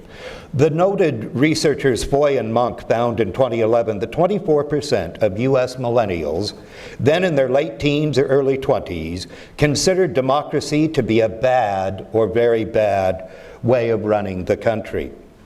In January 2017, our friends at the Center for Information and Research on Civic Learning and Engagement at Tufts University found that 35% of millennials said they were losing faith in American democracy, and just 25% were confident in the democratic system. 43% of voters nationwide at least somewhat agree with the statement that the Constitution made sense in the 18th century, but it is irrelevant in the 21st century, according to a Scott Rasmussen survey released earlier this year. Now, this all didn't happen because of misinformation in the last couple of years. A major underpinning for these findings in these surveys are a fact that civic education has largely been squeezed out of the curriculum in schools all across this country. We can date the beginning of this to an October night in 1957, when the Russians, then going by the name of the Soviet Union, launched a basketball thing into space called Sputnik. And we began one of our periodic national panics. Oh my goodness gracious, we're falling behind everybody in the world in math, English, and science. We've got to do something about this, which has had a result over the years of squeezing civic learning out of the curriculum. Case in point, until the 1960s, and some of us with white hair in this audience may remember some of these courses, there were 3 distinct courses on civic education at high school. Now, in most states, we're down to 1 course, generally 1 semester, that concentrates on the dry mechanics of government rather than why we should be civically engaged. At the elementary grades, civic learning has been cut by 2/3. I say we need a Sputnik moment for civic education. Well, that's a powerful, what shall we say, call to action. But on the subject of action, Jeff Minear, you've had a wonderfully interesting career. You've been an assistant solicitor general, so you've appeared before the highest court, but now you also serve as the counselor to the Chief Justice. Do you want to talk a little bit about how you see that, what shall we say, senior court in the land participating in our work here? Well, thank you, Elizabeth, and thank you to the whole CSIS team and Dr. Hamry, Suzanne, Harvey, for putting on this very important program. We've been talking about public trust. I think that's what is at the core of the matter here. And I'd like to start with just an obvious point, and that is for the courts to earn public trust, they must do their job well. Now, what does that mean? That means that judges have to demonstrate impartiality and independence. It means they have to fulfill their core responsibility of just, speedy, and inexpensive resolution of legal disputes. And it also means, I think, that they need to elevate the discourse and show civility, show the ways in which legal matters are resolved is through intelligent civil discourse, and set that example for the nation. Now, I think our judges, by and large, are great. They're not perfect. But I think every judge has to aspire to meet these standards because it reduces the level of exposure we have to attacks that the Russians might bring about. Of course, it's great that we do our job well, but there's a second element of that, and that has also been touched upon, and that's transparency. The public has to be able to see the courts in action, doing their job well, administering justice fairly and impartially. And I think the courts have made major efforts along those lines, particularly in the past 15 to 20 years, and thanks in large part to what is the source of some of our current problems, the internet. Since 2000, I'll use the Supreme Court as an example, it's had a website, and it's been able to put its court opinions online so that initially they were available within hours after release. Now they're available within a minute after release. So the public has access to the actual reasoning of the courts. Since that time, we've also added transcripts of the oral arguments. That began in 2006. Those are now available almost instantaneously, the same afternoon as the arguments take place. We've also added the audio transcripts as well, so people can actually hear the dialogue that takes place in the court. And I think that's beneficial. That's been in place since 2010. All of those things help to show that the court is a well-functioning organization. But I think the fact is, how many people go off and read Supreme Court opinions? Justice Kagan wrote a wonderful opinion about the sovereign immunity of the Tennessee Valley Authority on Monday. My guess is not many people here have picked it up, despite the fine legal reasoning that she demonstrated for a unanimous court. I think the third component here is we really rely on other parties. We rely first, we have a wonderful Supreme Court press corps. I want to give a shout out to them. They are professional, they're knowledgeable, and they do a great deal to ensure that the court's decisions are accurately portrayed. And they oftentimes call our public information office informally to make sure that falsehoods that might be going around are clarified, and they do a part in clarifying them themselves. We also rely on non-governmental agencies that play an important role in talking about the courts. We rely on the bar, the organized bar, to speak on behalf of the courts, because obviously the court has a tradition of not speaking on its own behalf. I think, again, to quote Alexander Hamilton in Federalist 78, he said that the court is the least dangerous branch because it has neither the power of the purse nor the power of the sword. It also doesn't have megaphones. It does not have the power of the bully pulpit. And so we have to rely on others to make our case for us. And that includes the other branches of government as well. I think they have an important role just in defending our branch from the attacks that are made upon it, oftentimes from insidious sources. Great. Mary, I'm going to come back to you and see if you can pick up on some of the comments that we've just heard Jeff make. What kinds of things are you doing to deal with judges who sit at not the highest court of the land, but in all of our states? Well, if I could, I would just like to acknowledge that it is Law Day. And one of the ways the Conference of Chief Justices recognizes that is they launched a student essay contest. And today we were announcing the winners of that, but it's from elementary school, middle school, and high school. And this year the winners had to write on the First Amendment. And so it's a way of reaching out, because I think it has to be almost an I can never say it, experiential opportunity. So you'll see a lot of state courts now reviving what we all learned a few years ago were called teen courts, where instead of when you have certain types of juvenile cases that come before the court, the students act as the judge, the prosecutor, the public defender, and learn to fact check, right? I mean, Harvey was talking about the adversarial system. They understand about how courts weigh the facts. And so I would say that, starting earlier, but that is really applying civics education in a way that I think is very important. The other thing I would point out that Jeff mentioned, and there is a conference of court public information officers that readily work with the media. But we also have sponsored with Loyola in LA a law school for journalists, because I think that there's a real need to understand why and how the courts make their decisions, other than it's politically motivated. Because, for instance, one of the things that we point out now is when there's something about the courts in the media or online, the first thing they say is they were appointed by an R or a D. So that whole politicalization of the bench, I think, undermines the legitimacy.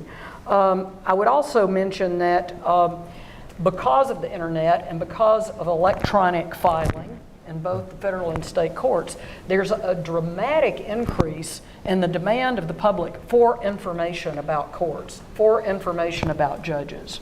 And they want it free of charge. And so right now the state courts have a national open data standards project underway, where instead of just trying to, I don't know if any of you have ever looked at a docket, but if you think you're going to learn a lot about what happened in the court by reading the docket entries. You're having trouble sleeping. I was going to say that would be the other thing. And so what we're trying to do is say, okay, if you're interested in how domestic violence cases are handled, or how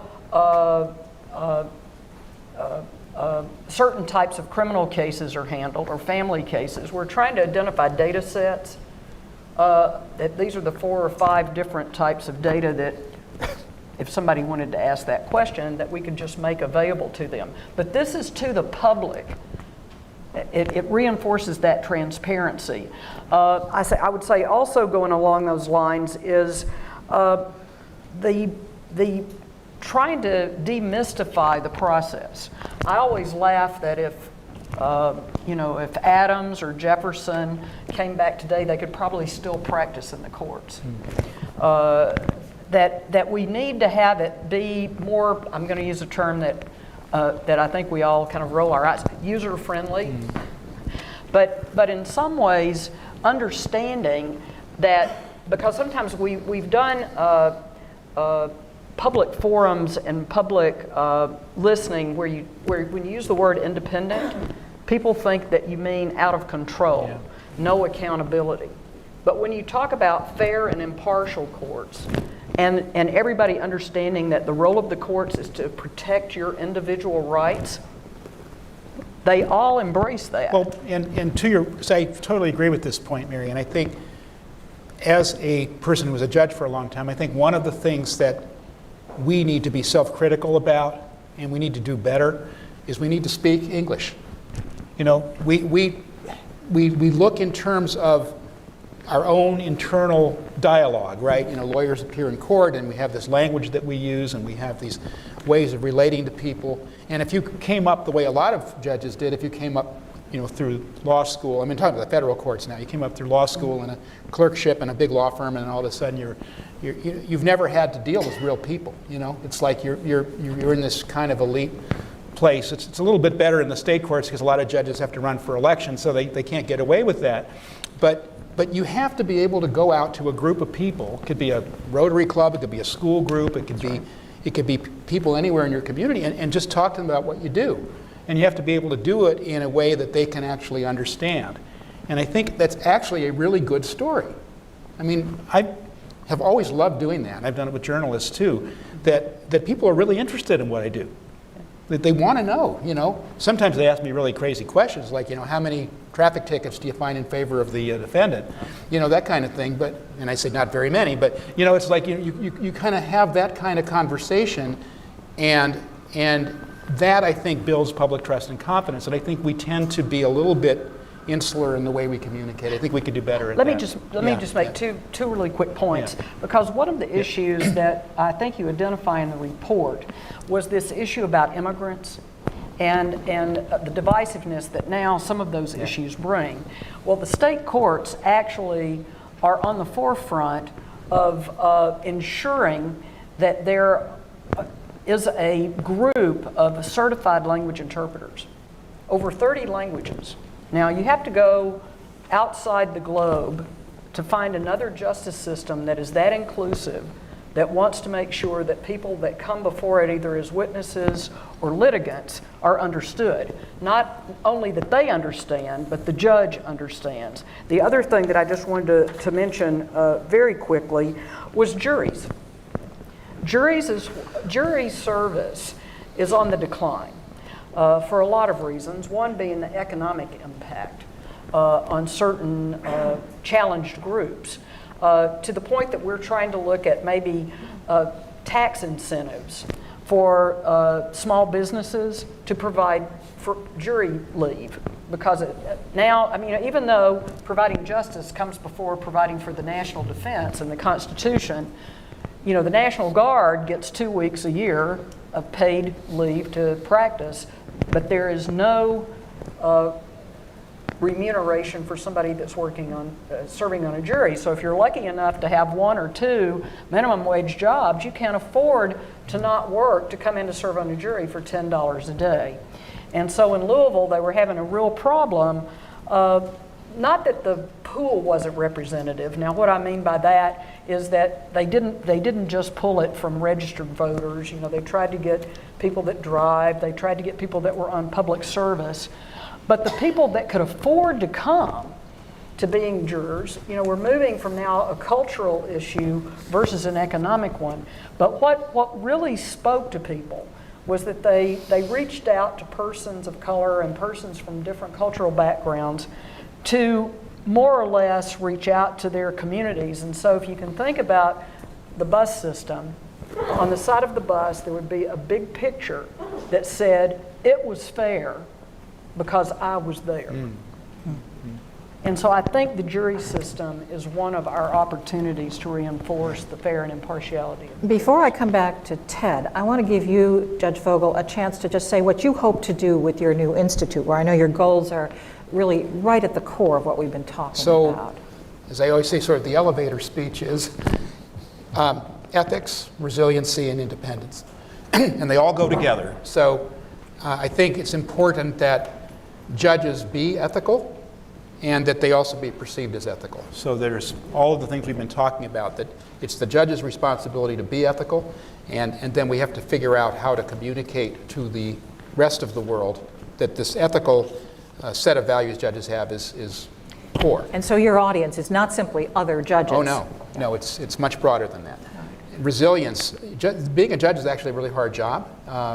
There are instances, particularly in the state courts, of judges getting PTSD, judges getting stress-related illnesses, higher than normal incidences of high blood pressure, chemical dependency, all related to work. And you know, this is an untold story. But it's a story that needs to be told. We need to work at that. We need to figure out how to take better care of ourselves. So that's another high value target. And then the independence. And I completely agree that when you talk about independence in the abstract, it scares people because they think you're talking about being unhinged and doing whatever you want. But the idea that you can rule against the government, you can rule against the people in power.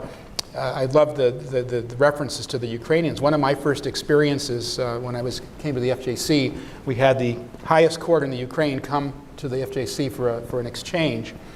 And they asked us, they said, well, what happens when you rule against the government? And I said, nothing. You know, I mean, you go on. I mean, we have life tenure. I mean, it doesn't affect. And they thought I was insulting them. I was insulting their intelligence. because they were so cynical. They just as it's been described by others today, they've never had the experience of an independent judiciary. So just being able to say, no, actually you get to do that and it doesn't ruin your career. And just the importance of that value, finding ways to talk about that. And I think in all 3 points, it's finding ways to talk about it in ways that people can hear. So in that little vignette, you characterize quickly the difference in our system and other systems. So Ted, what do we do to restore a much broader appreciation and understanding through civic education? What's your prescription? We've got to spend more time and more resources on the subject. We have to make it more relevant to students today. We have to meet them where they live. If you're a student of color and going to school serving a lower SES community, all this talk about how wonderful our judiciary is, how independent it is, how benevolent our judges are, does not ring true to you. We've got to have, and in fact, I will tell you, I was talking about all the negatives, that how civic education's been virtually squeezed out of the curriculum in far too many schools, and that's absolutely true. At the same time, the supplemental civic education community, programs like Justice Sandra Day O'Connor's iCivics program, the Constitutional Rights program, the Public Education Division of the American Bar Association, make civics come alive and relevant and interesting to students. The problem is, teachers don't have the time and the resources to bring it into the classrooms. So it's a matter of convincing policymakers, principally at the state and local level, and under our system of any aspect of public policy in our country, nothing is more sacrosanct that it is a matter of state and local control than education policy.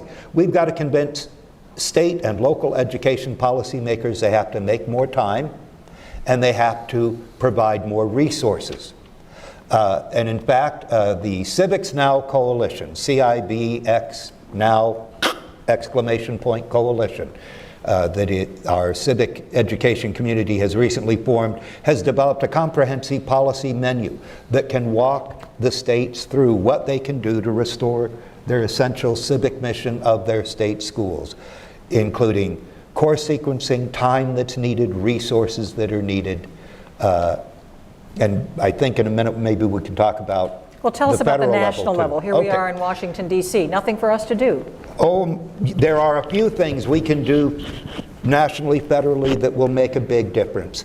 The most reliable measure of how well we're doing in any curricular area is called the National Assessment of Educational Progress. We do, and they're NAEPS to shorthand. We do NAEPS in math, in English, in science, in civics, and history.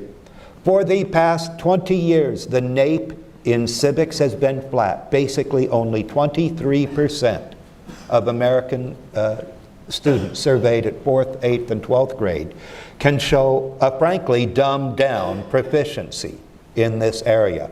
But here's the problem. Unlike math, unlike English, unlike science, the NAEP in civics is not provided by state level data. So it's just a national aggregate. So we can't shame a state. Now look, I'm going to pick on my home state of Idaho. We can't go to the people in Idaho and say, you're 45th in the country, you need to do better, without that information. So Congress can easily fix that. That's point number one. Provide state level data from the NAEPS. Point two, we provide billions of dollars from the Federal Department of Education and a few other agencies to support math instruction, English instruction, science instruction, innovation. We provide right now $3 million only for civic education and roughly about $5 million for history. Oh, come on, that's not enough. We need to dramatically increase federal investment in civic and history education innovation, and we need to explore the establishment of a national endowment for civics and civic engagement. That's not much. We can do this. It's a prescription. Especially with you all's help. So before I turn it over to the audience, Jeff, I want to just give you a chance to comment on civic engagement and the leadership that the court you serve might show in this regard. It already does. Thank you, Ted. And We've Elizabeth. already mentioned Sandra Day. And I think that's true. Justice Sandra Day O'Connor is a great example with her ICE Civics program. And Justice Sotomayor has followed in her footsteps. Is on the board of that and is also engaged in that formal program. But the justices also are focused on reaching out to the public, primarily through educational programs, meeting with students. And I think the one-on-one meeting with the justice can be very, very effective, even though it's small scale. And to give an example of that, today on Law Day, Chief Justice Roberts is meeting with a group called Legal Outreach. And this is an organization based in New York City, which is really designed to encourage underserved community kids to getting involved in a professional career in the law. And they have basically an essay-type program to encourage kids to participate in this, and they've had a very high success rate, and the winners of the essay program are coming in for a meeting with the Chief Justice. It's only reaching a handful of people, but still, I think all of these efforts are important. I wonder if I can go back to the threat panel too, just to mention something that I think is a cause of concern for me, and I want to make sure it's fully aired. And it's something that actually comes out of Secretary Chertoff's book. He's written a book called Exploding Data and Cybersecurity in the Digital Age. And one of the points he makes is that we see only a small part of what the real problem is because of the dark web.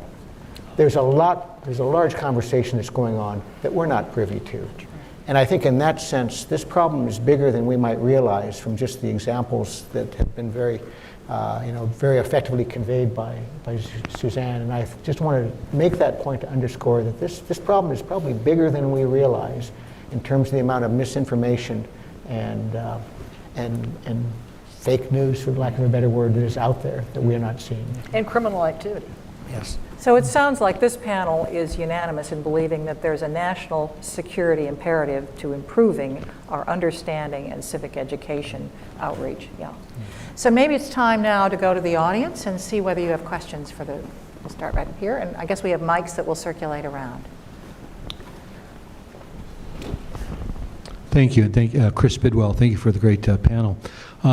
As I listened to both in the first group and the second group, you identified the problem, identified the imperative, the why of the need to deal with better civic education. But a lot of the solutions tended to be in the vaccine category, as opposed to people that have grown up into society that did not get vaccinated, and in their minds, in that 6-inch space, that war for ideas and the information campaigns that launched by the Russians seem to be winning some of the battles in some of these minds.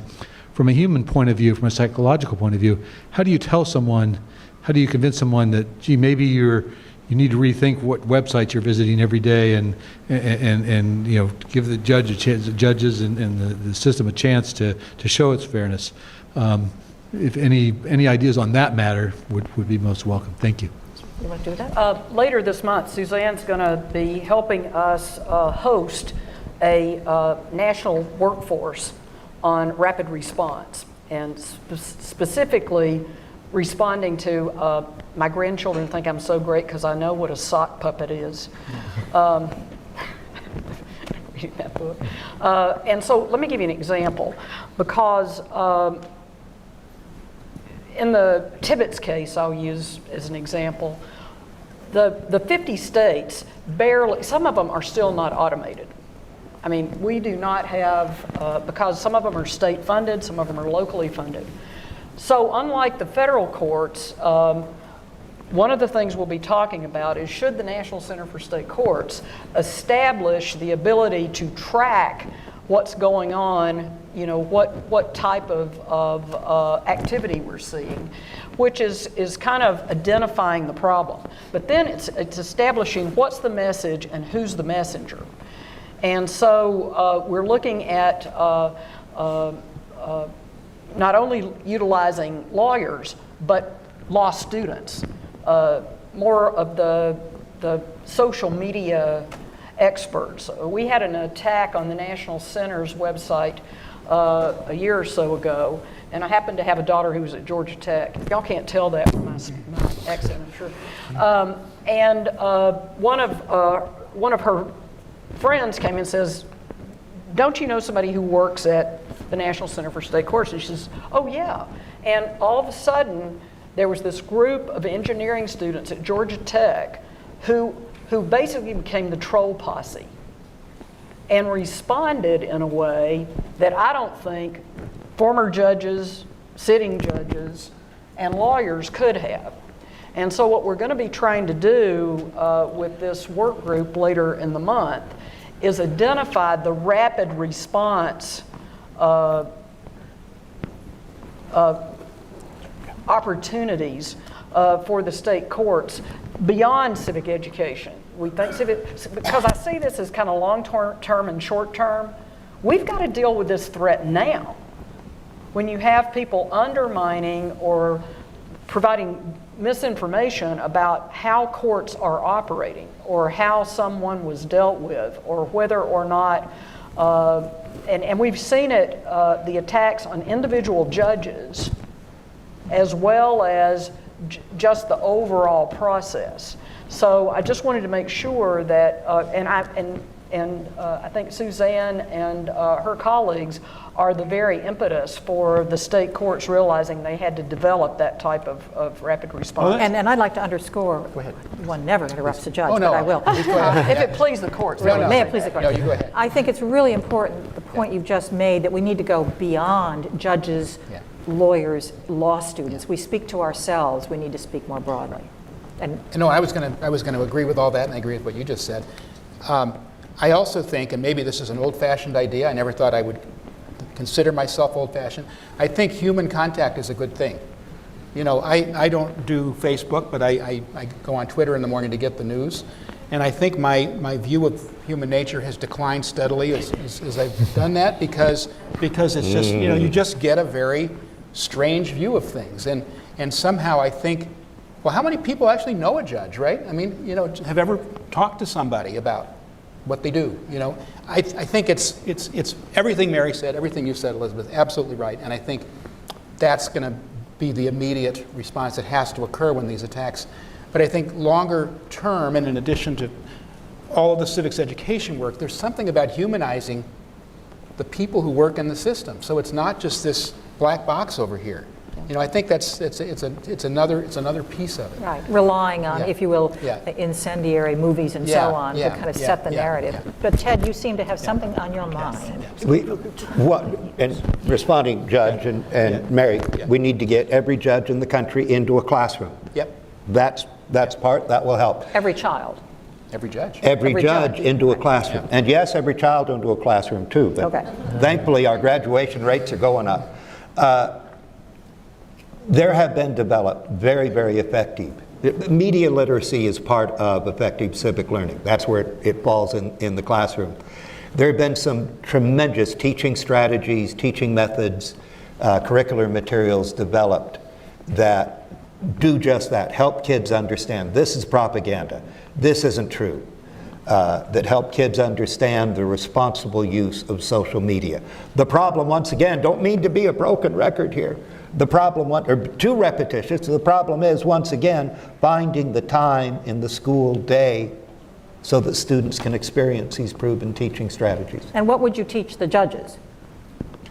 How to go into a class. Well, and there are, in fact, a lot of programs. Chief Justice Gantel Sakiui in California, who I know you know well, has a program of sending judges in the classroom. It's a matter of judges going in and being relatable civics teachers. Well, and you'd be the best at this. Just going in and going, hi, I'm Jeremy, I'm a judge, and this is what I do. And it's not that mystical. Now, I have a question, but I said the audience gets a chance here, so right here in the front. Thank you. Herb Rose, I'm a concerned citizen, and on some days I'm a cynic, and on other days I'm a skeptic.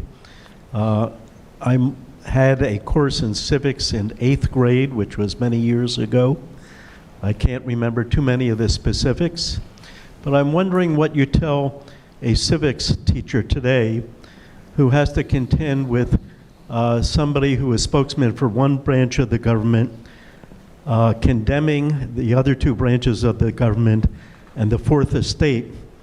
And in cases of the judiciary, speaking ill of certain judges, both on being biased and perhaps on their ethnicity, how do you teach students what's appropriate in 2019 and 2020? Who wants to take it? One of the most engaging and effective ways of providing civic education is having guided discussions of controversial issues. Letting the students talk about issues that resonate with them and helping them understand how to have these conversations in a respectful, listening manner. This is responsive to your question. Give me a second here. There is a huge, again, body of work that's been developed to help teachers do just this. Here's the problem. The vast majority of civics teachers, social studies teachers, have to think twice, if not thrice, before having a discussion of a controversial issue in a classroom for fear of community or administrator backlash.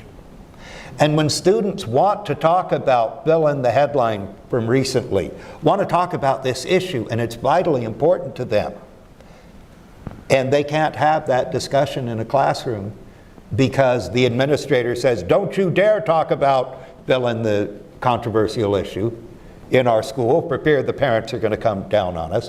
One, that's inauthentic to the students and alienates them further.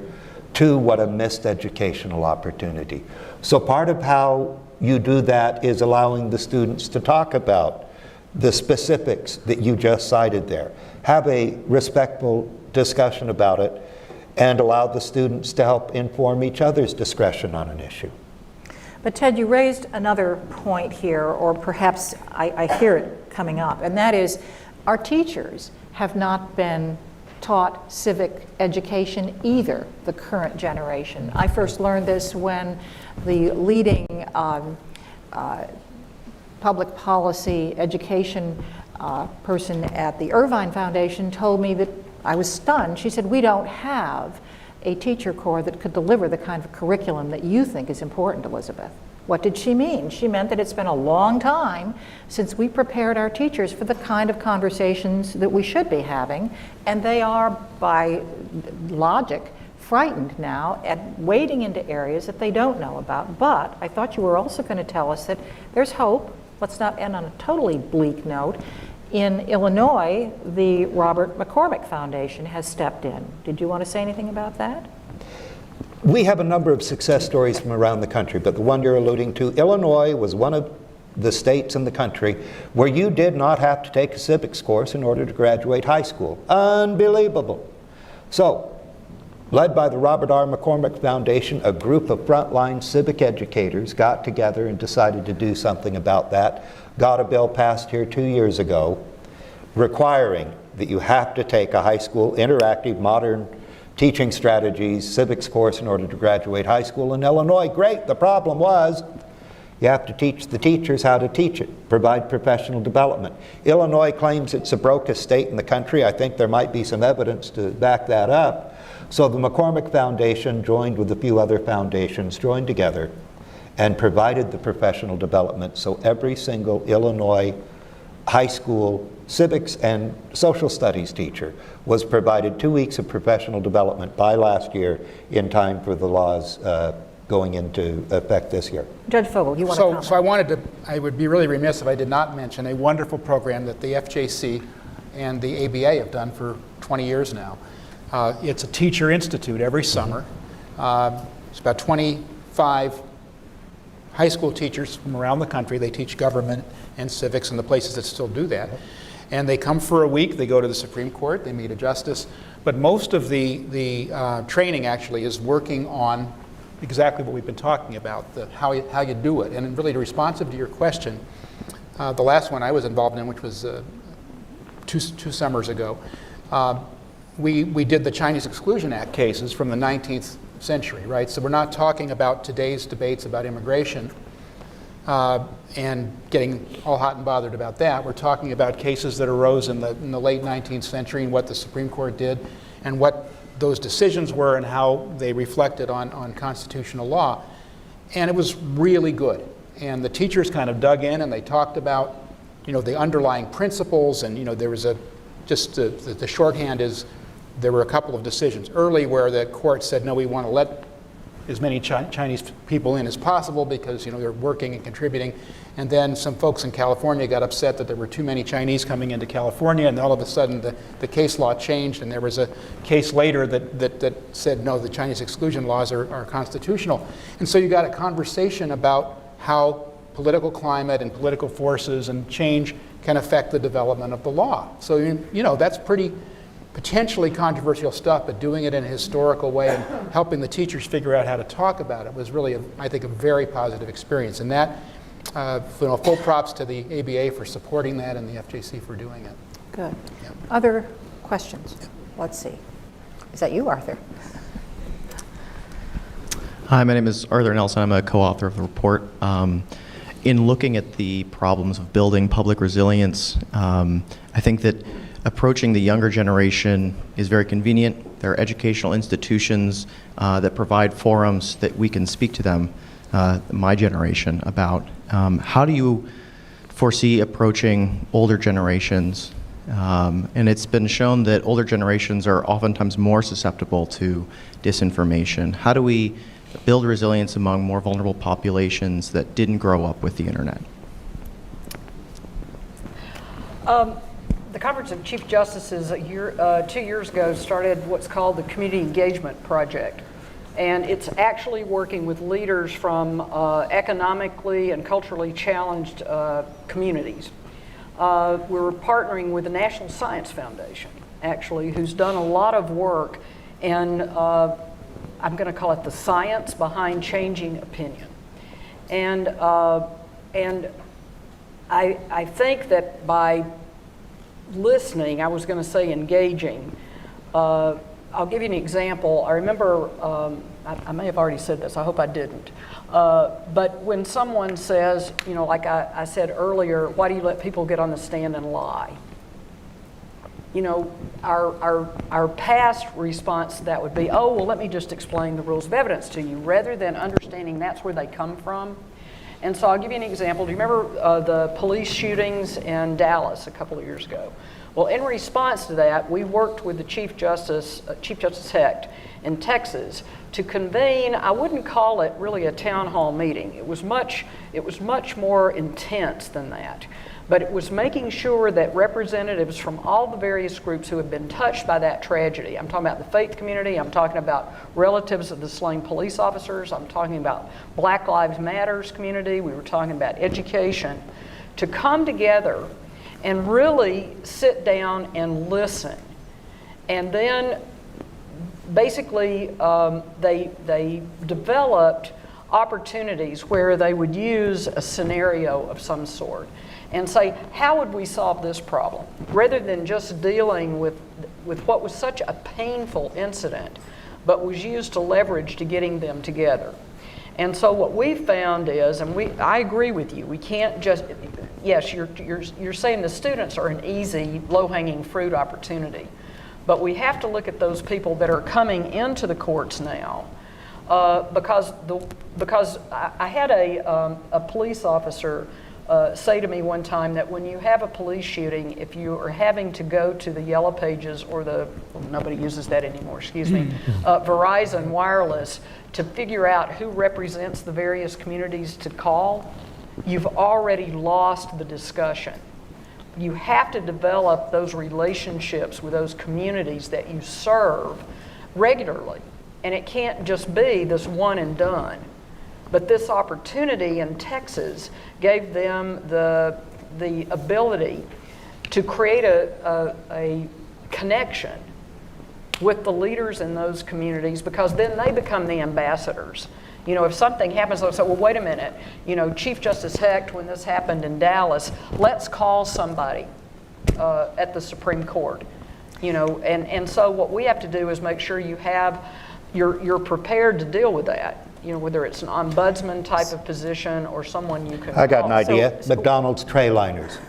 32 years ago, I worked for Warren Burger when he chaired the Commission on the Bicentennial of the United States Constitution. We were struggling with the same thing. We knew we could get to kids, and we started a number of kids' educational programs. How do you get to the adults? You have to meet them where they live. McDonald's printed up tens of millions of dollars of tray liners talking about the precepts behind the Constitution of the United States. We had some fun selling that to Chief Justice Berger, but by golly, millions and millions of Americans got an impression on a message of the Constitution. Oversimplification, but there's an idea in there. So we have a crisis, and you're all suggesting it could be an opportunity, and I hope it is. Let me, because I think time is running out on us, give each of you a chance to kind of make a quick sum-up comment, and I'll start with you, Jeff. Again, I'd like to thank the CSIS for this program, and I think it helps to highlight the importance of this issue and the threat to the judiciary. I think it's really, I would say truism, but it needs to be said that I think that we have the strongest and most admirable judiciary in the world. We get a fair number of foreign visitors to the court. We had the Chief Justice from a major South American country visiting with our Chief Justice on Monday. And he made the point that people talk about America being a technological giant, but still its greatest contribution from his perspective is the rule of law and the example it sets for professional jurists around the world. And we ought not to lose sight of that. Great. Mary? I guess I'll just give a quote from Bill Robinson, well-loved past president of the American Bar Association. No courts, no justice, no freedom. The judiciary and the legal community have been the best allies the civic education community has been blessed to have. And I think it's because, to quote Justice Sandra Day O'Connor, you all truly get that knowledge of our system of government, our rights and responsibilities as citizens, is not passed down through the gene pool. It must be taught, and we've got a lot of work ahead. So a judge really ought to have the last word. Well, so this is, to me, this is a very difficult problem because on one hand, I think it's one of the professional values of an ethical judge is that you are self-critical, you're self-examining, you're humble. Humility is very elusive for judges, because of all the deference that we get. It's really tough, but it's actually very important. So we have to be able to keep looking at what we don't do well. When we don't have the confidence of communities of color, when we don't make fair decisions because we're not really paying attention to our own inner biases. I mean, that kind of stuff is really important. And at the same time, we need to be really proud of our system. And we need to be advocates for our system. So you have to pull those two things off at the same time, but I think that's our mission. And I think that traces right back to Suzanne, your opening comments, and I want to thank you for your leadership and John Hamre again for seeing that this is a really broad problem and one that we must engage in this fashion. What better for Law Day? Thank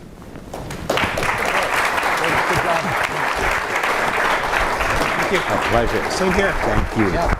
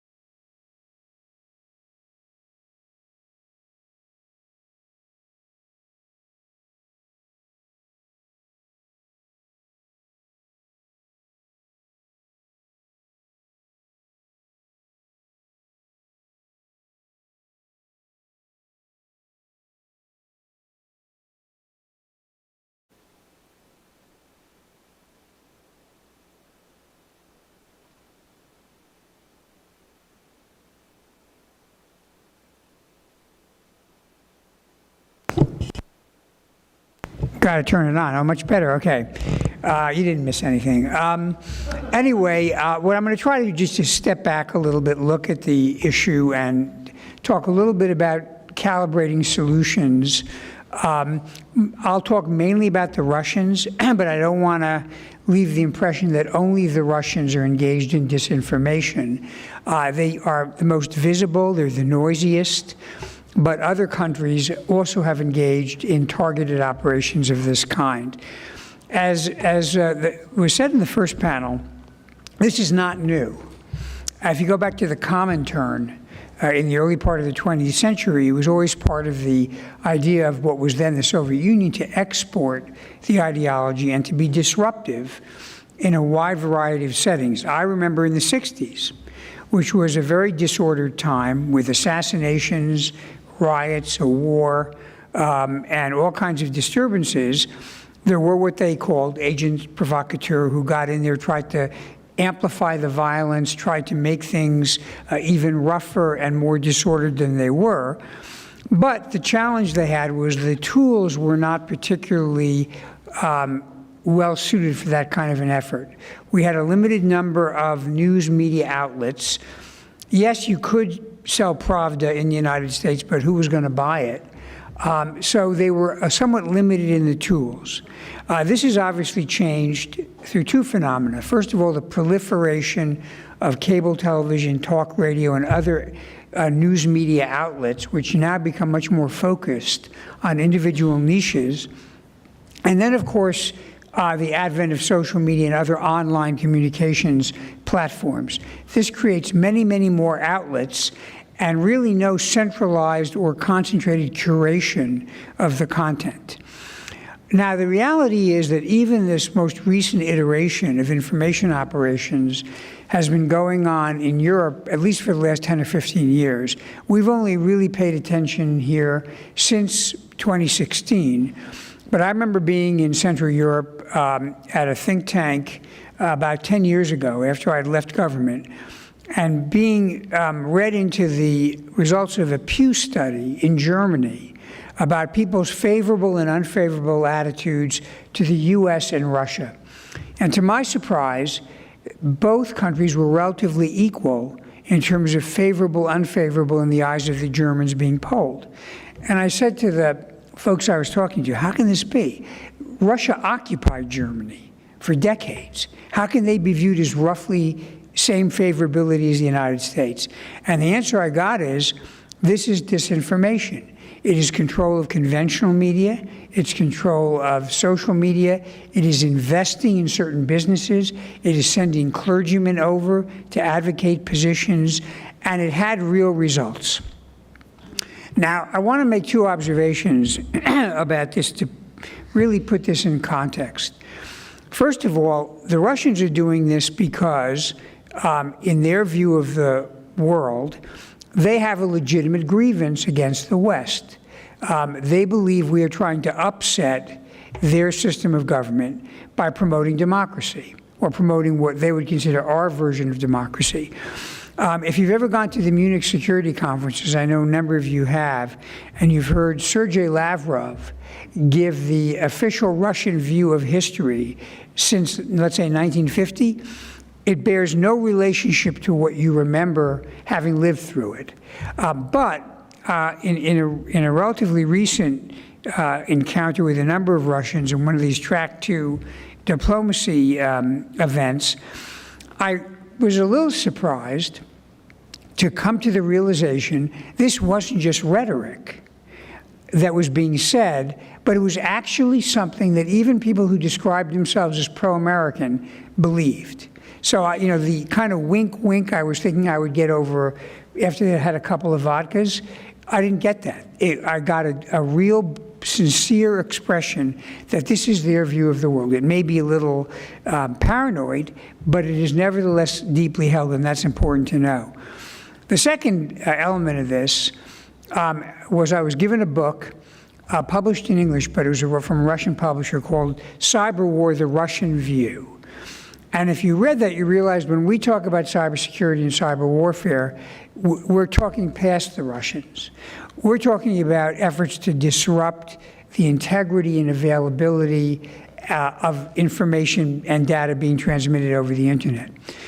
That is part of what the Russians are talking about, but they're also talking about information they don't want to have transmitted because they don't like the content. And their view, again, is that when we're out talking about democracy or encouraging people to think about the rule of law, that is actually weaponizing the internet.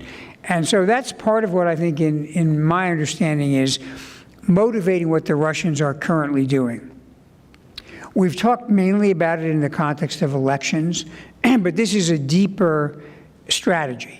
It's a strategy meant in undermining the cohesiveness of societies and the relationship among allies that I think the Russians view strategically as an obstacle to their effort to control what they call the near abroad, the area around them, and also which they view as a geopolitical strength that they would like to water down.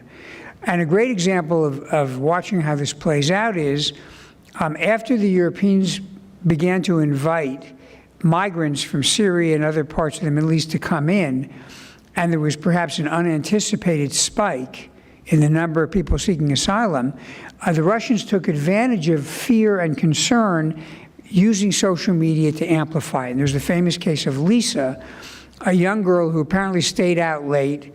When she came back home, she lied to her parents about having been kidnapped by some, dark-complexioned men. Very quickly, she, admitted it was a fabricated story, but the Russians drove that story over social media for an extended period of time because what they wanted to do was undermine the relationships among the countries in the EU, which had differing opinions about migration, and the confidence of the citizens in their governments. So it's not a surprise to me that in addition to using media tools to affect elections, they're actually using the tools to undermine faith in all institutions. And whether that is taking opposing sides of divisive social issues and encouraging people to actually go out physically and confront each other, or whether it's attacking the rule of law in the courts, I think this is to be expected, and I have no reason to believe it is not going to continue. So how do we deal with this issue? Well, here I want to step back and say something which I think is very important. We do need to respond to the abuses that we've seen, particularly in social media. But we have to be careful not to overreact because we don't want to become our own worst enemies. And when you're dealing with the issue of speech, you easily start to get into areas where the cure can be as bad, if not worse, than the disease. And so a lot of what I've tried to be thinking about in the last year or so since we've been encountering this issue is how do we really break down the various elements of this social media campaign and think about what the right response is to each of them. So when I look at what we've seen, and I think the Mueller report, which is now out, gives some really good examples of this, and you've read others about what the Russians have done. There are really 4 dimensions other than the content of speech that are features of what is driving this effort with some considerable degree of success. And I begin by stepping back and saying, what is the feature of the internet that is, in my mind, really distinctive? And to me, it goes to the issue of trust. When we meet people in the real world, we can judge the degree of trust we ought to accord them, not only by hearing what they say, but by watching their body language, looking at how they're dressed and comparing that to what they're saying, considering a whole lot of collateral things that let us form a judgment whether someone is trustworthy or not. But you don't get that on the internet. And one of my favorite cartoons is the old New Yorker cartoon going back probably about 20 years, maybe 15 years, shows 2 dogs in front of a personal computer. And one dog says to the other, on the internet, nobody knows you're a dog. And that is the fundamental challenge with the internet. How do you establish trust? So how do people establish trust? Well, one way they do it is, do they know the person that they're communicating with?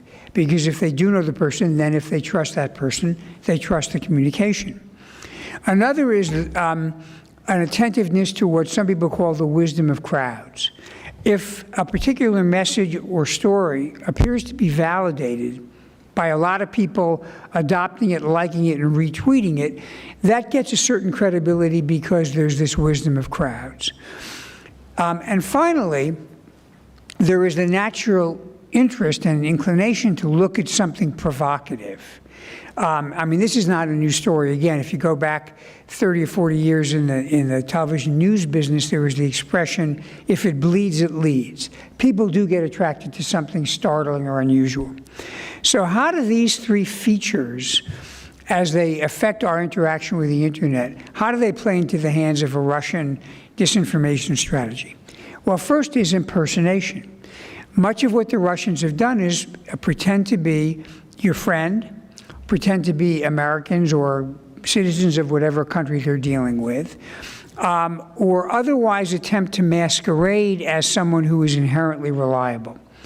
And so impersonation is one element or one dimension of what makes the Russians able to carry out some of these operations that I think is something we can respond to. I don't think there's a First Amendment right to impersonate other people on the internet or to pretend to be someone you're not.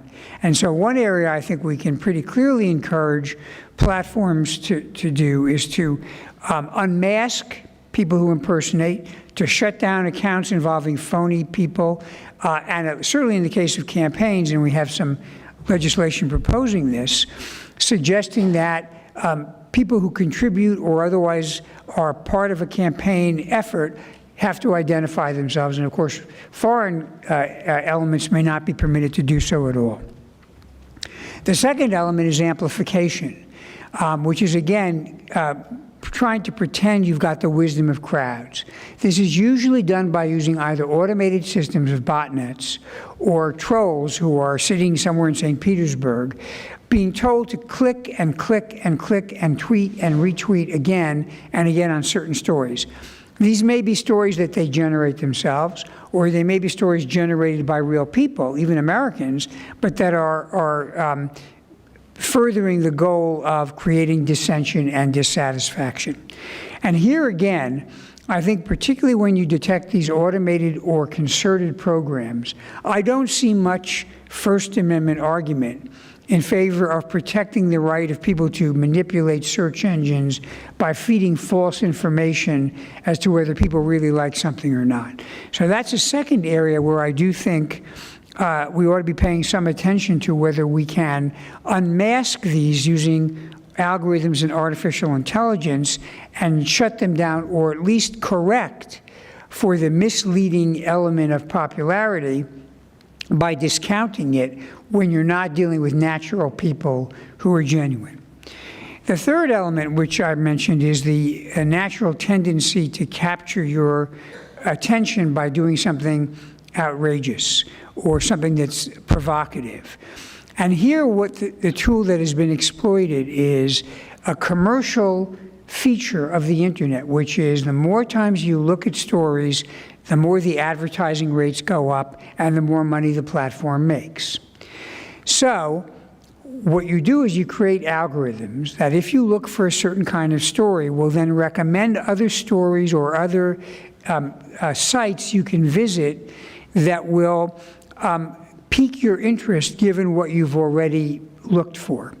We've seen this, by the way, it's been used for terrorist recruiting as well, because what's happened, and I think this is inadvertent, is when people ask a question about, a certain type of ideological individual, they may be fed stories that lure them further and further into extremes. This ability to exploit the commercial algorithm to drive people further and further down the rabbit hole is really a feature we've seen not only with terrorist recruiting, but can be used by the Russians as well. And I think there's actually a proposed piece of legislation now called the Algorithm Accountability Act that proposes that there be some requirements on the part of platforms that they monitor their algorithms, that they correct them for errors, and that they also allow for a certain amount of correction or counteraction. And here again, I don't know that these algorithms have First Amendment value, but I do know they have real impact in terms of what we've seen with disinformation. Finally, a fourth element is what we have seen in some cases, which is the use of cyber attacks to steal information and then disseminate it in what is sometimes called doxing. And we saw that in 2016. Here again, that's illegal. And certainly anyone who hacks into a database for purposes of stealing is going to wind up having committed a crime. But one challenge is, what do you do when someone makes use of this? When Julian Assange or somebody else agrees to give you or otherwise publicize information, is that something that ought to be exploited by campaigns?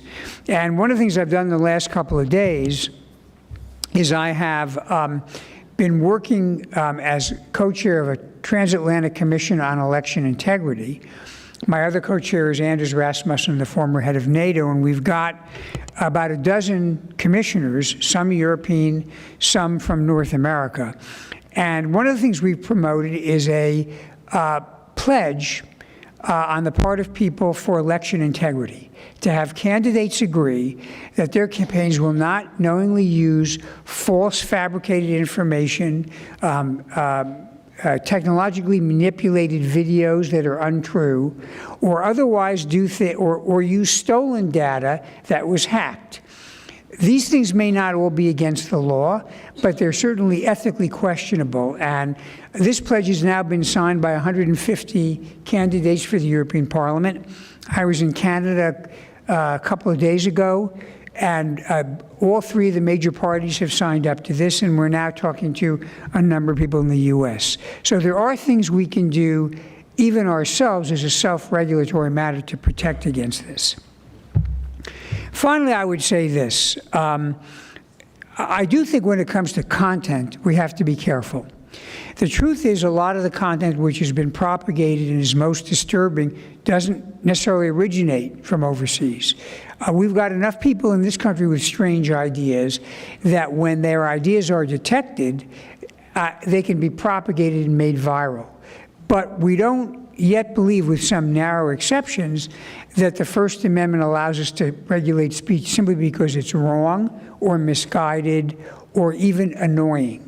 And so I think we need to be careful, again, not to undercut those basic principles simply because we are frustrated and alarmed by some of what we see.